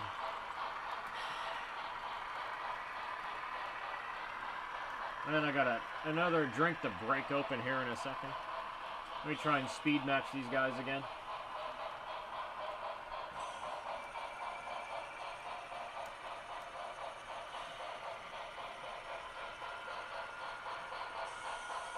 There, alright, my other drink.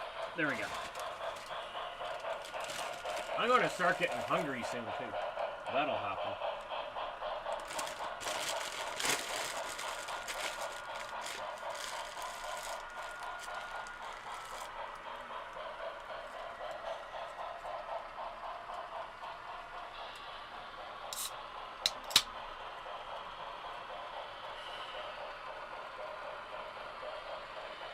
Ah, tasty. That's an Athearn Genesis, George. Athearn Genesis GP9. Usually I run the Rapido, but Rapido locomotives do not like 18-inch radius. Even their 4-axles, they don't like 18-inch radius. I mean, it even says it in Rapido's manual. Our locomotives do not run great. Their locomotives are meant for 22 and up, even their little ones.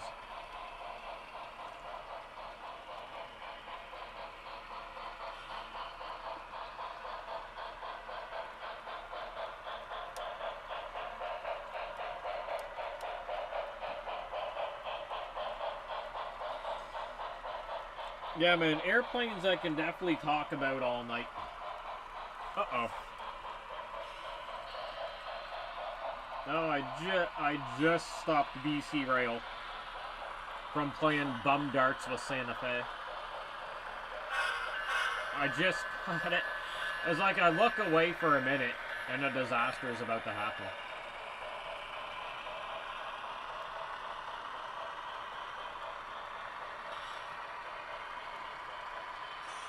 Oh, see if my cell phone's done charging. Oh yeah, it's at 100%.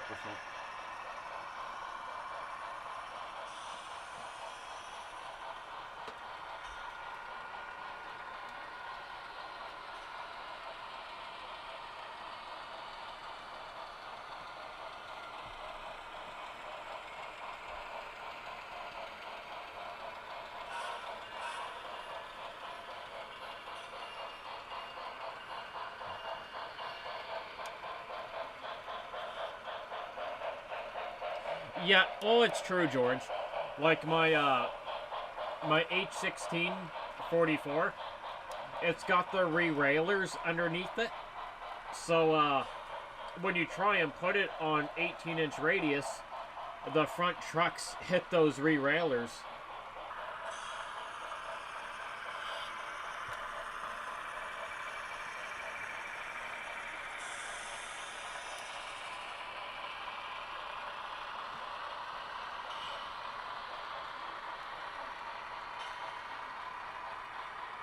Yeah, I'm having some glitches with the stream, but I don't understand why.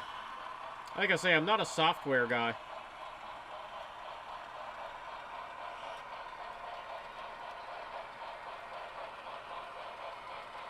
It says it gave me a warning It said, please configure both primary and backup streams correctly.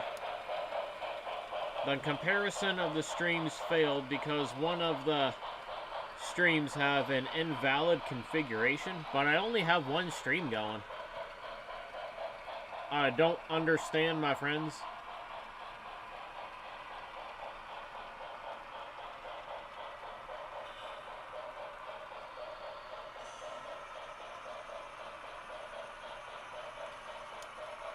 Alright, I don't know if it wants me to...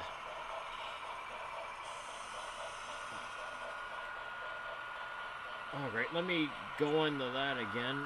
I don't have, like...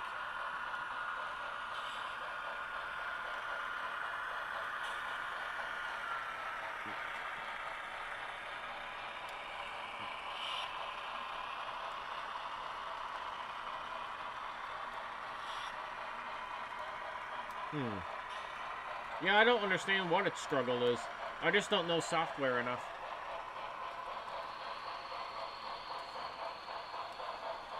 I think it's fine now. I'll just hang out here in OBS for a second.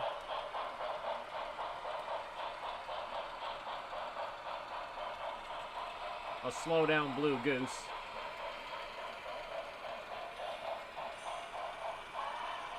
Because he's about to smash into Santa Fe.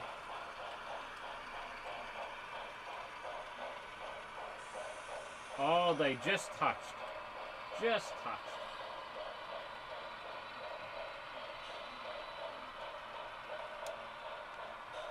I'll leave him there for a second. Here, I'll jump on the chat on my cell phone here.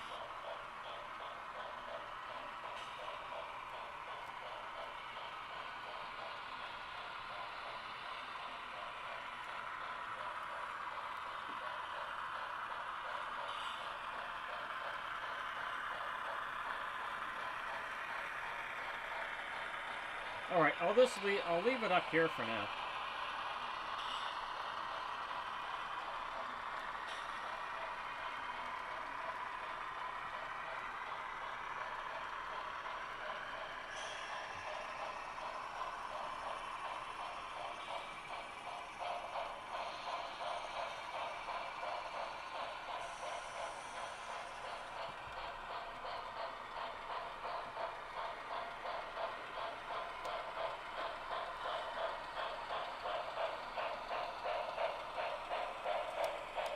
Yeah, George, my widest radius is 28. And that's on the sun deck layout.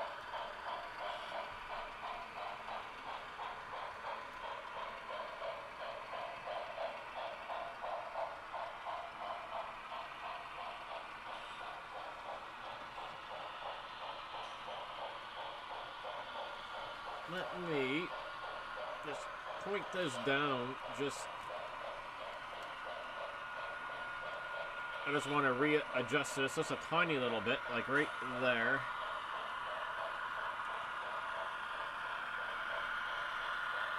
Actually, I probably didn't have to go that much with it, but...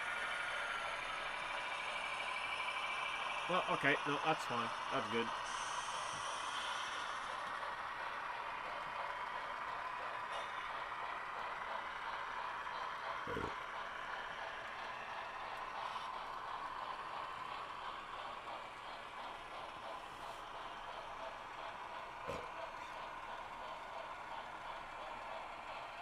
I could probably squeeze 30-inch... 30-inch...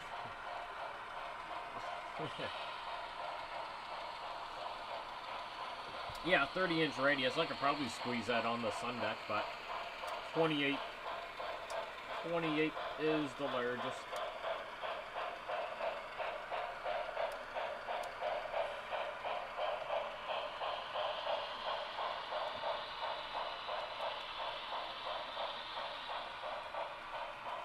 Alright, Goose. I gotta speed you up a bit.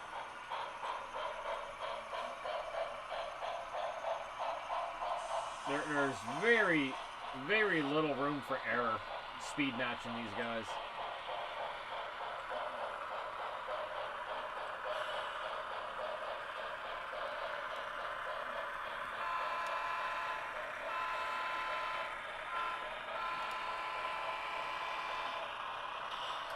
Oh yeah, 100%. Yeah, passenger cars will look great on 30-inch radius.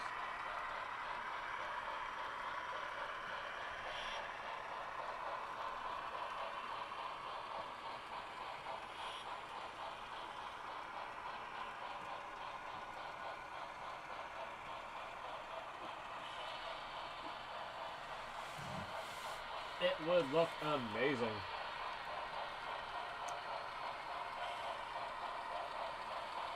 I'm curious how my live stream looks on my monitor. I'm gonna test it out. Hopefully I don't crash the internet.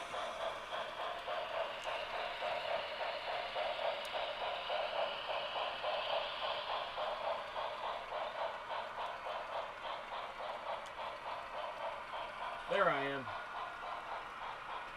Actually, that looks bloody clear.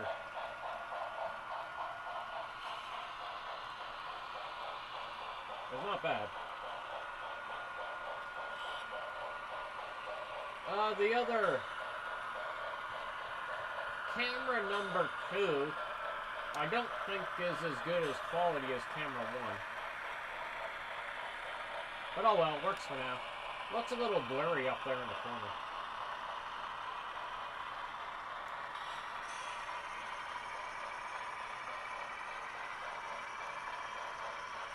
Let me bring him right up.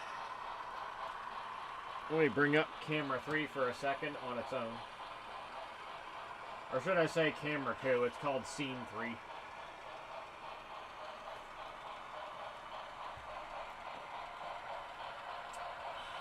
I'm curious what it looks like on my monitor.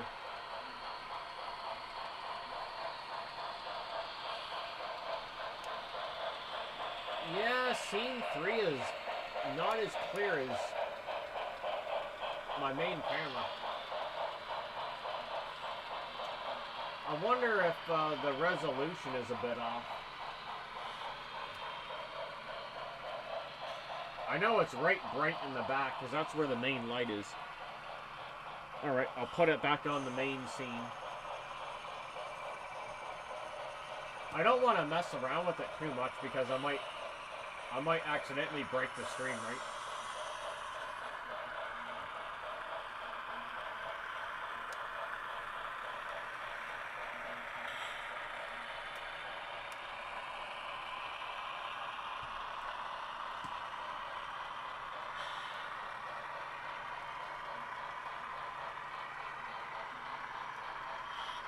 No, I don't think there is either.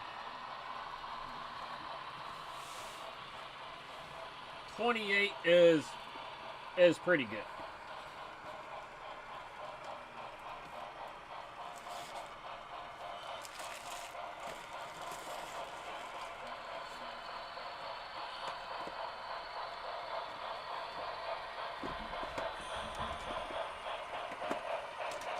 Now I'm gonna have a few more Reese's Pieces.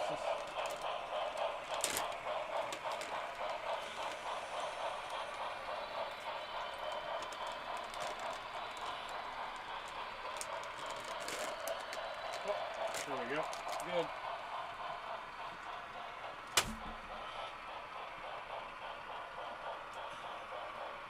All right.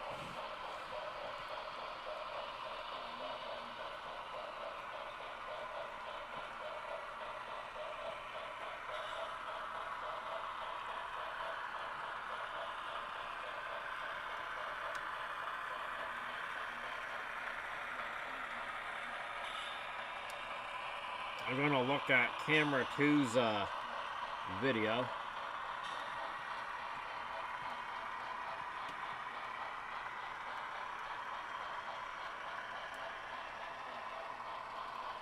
See if I can up his sharpness a little bit.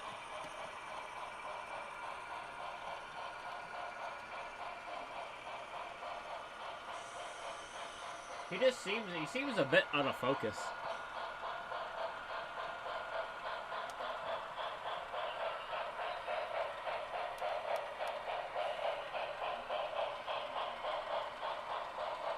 Oh, I think I just killed him.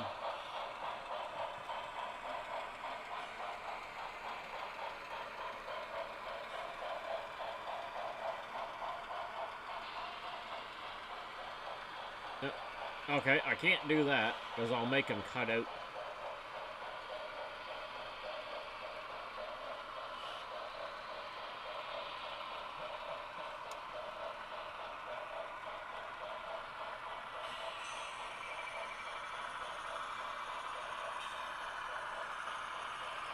Alright, I got his sharpness up all the way, so we'll see,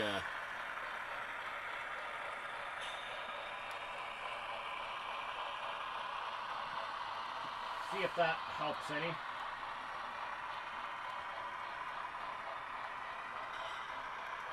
Oh well, it's good enough.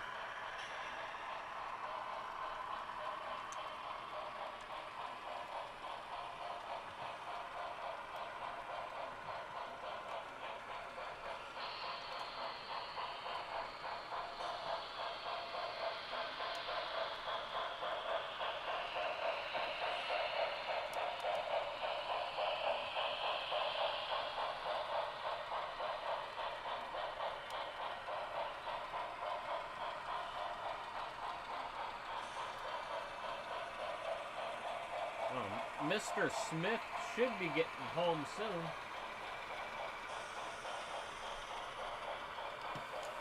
Oh, what was I doing in No Man's Sky? I gotta try and remember.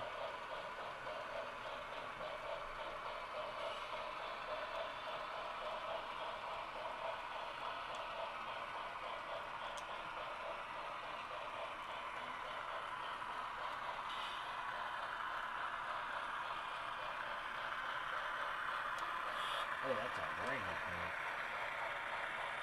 Oh, trying to remember what I was doing.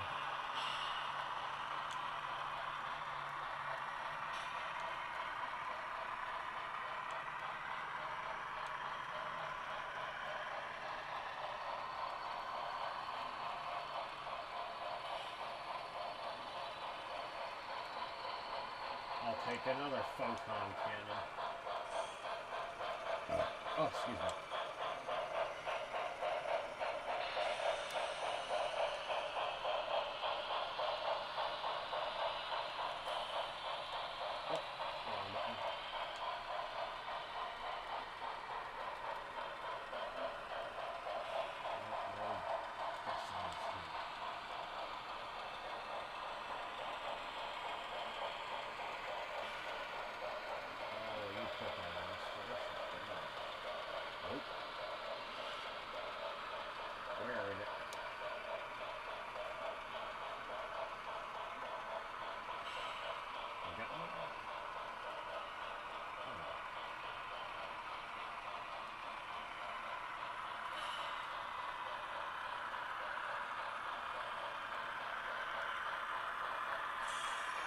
Ooh, I know what I mean.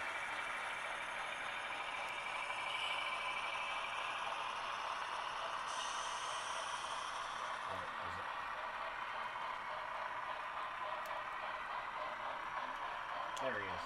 I think I had the wrong ship out.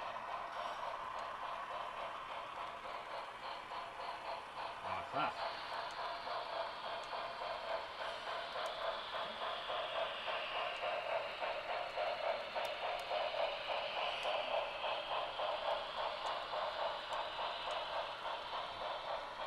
Oh no, he's catching up. I better pay attention.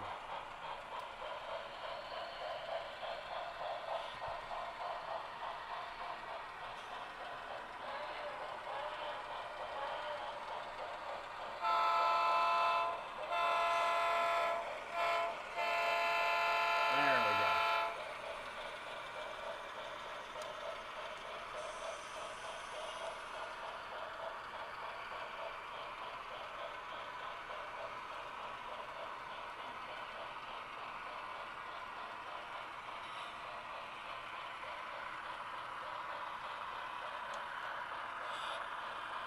Don't mind me, I'm just playing a little bit of No Man's Sky in the background.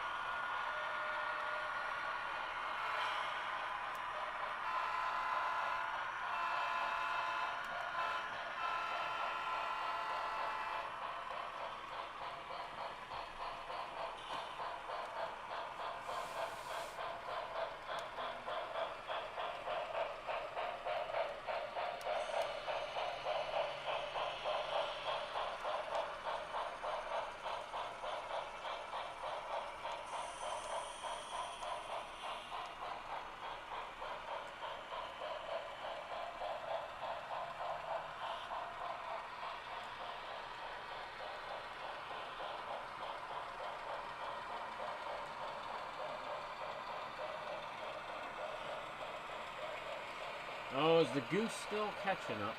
Yes, he is. He's still right on there. Right on CN's behind.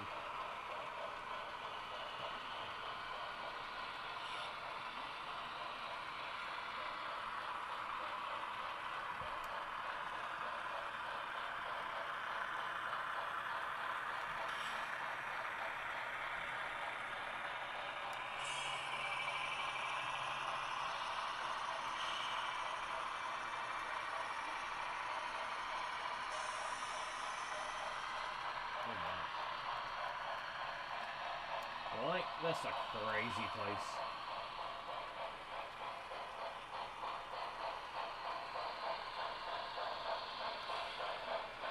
What is this?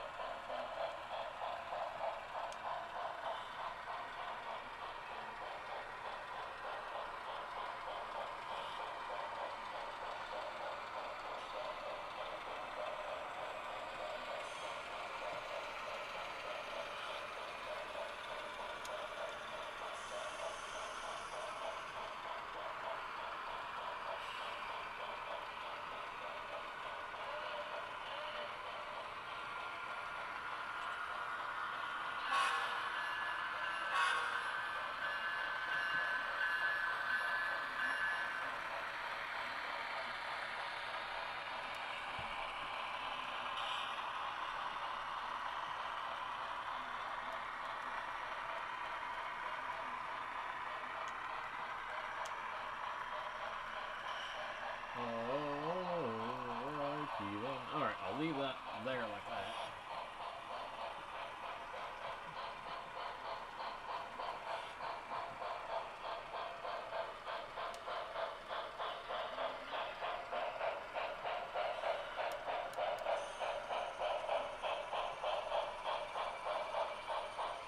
Uh-oh. Well, I think the stream went... Oh, I went to slideshow mode there for a second, but I think we're okay. Excuse me.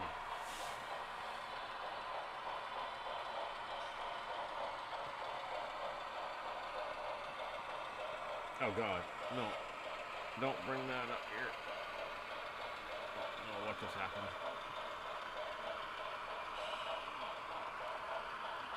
Uh-oh. I'm breaking stuff. Oh no, I think we're good.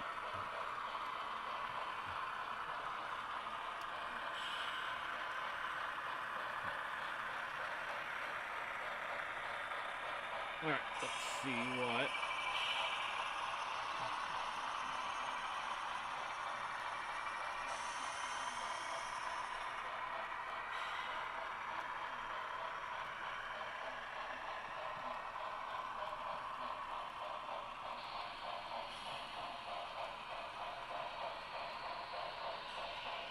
Alright, let's minimize that. Okay, I think we're good. I got 1.2% dropped frames.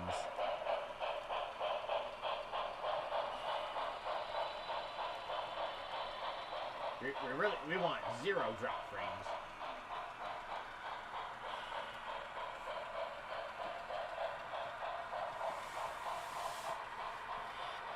But it is what it is.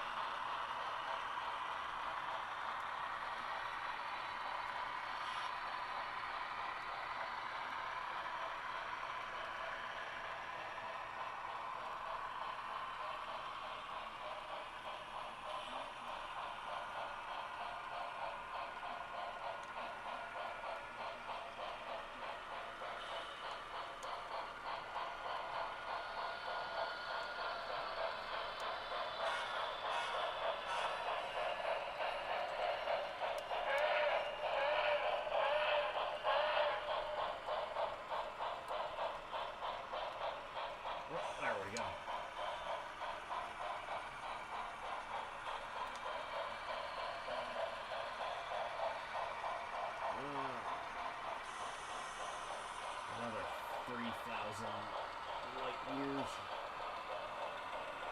Sounds about right. Oh, that system got no info. I don't want that. What I got? No info either.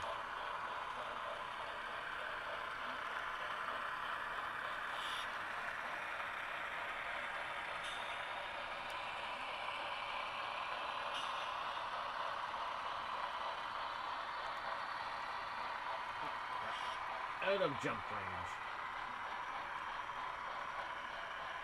But we good. Oh, where's that? Oh, why not? I'll go there.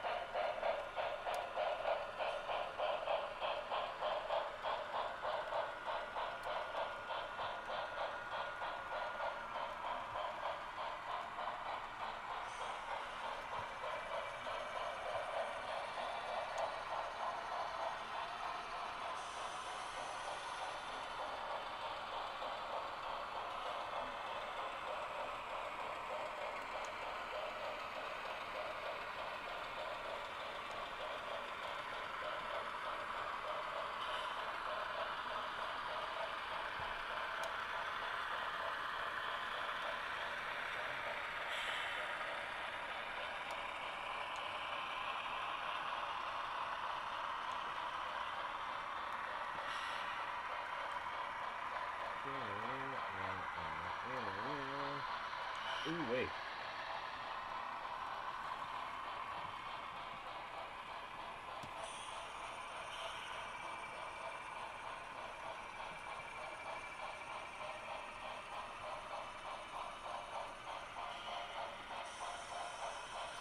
Everything got quiet. Oh, that's okay.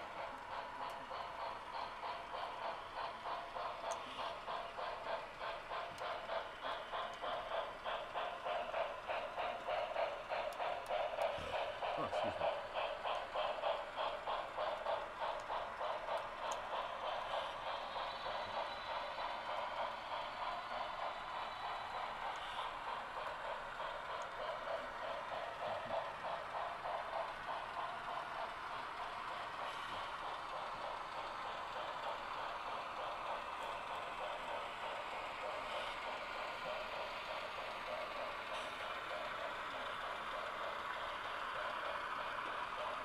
I like seeing those little roller bearings working on the BC rail. It's pretty cool.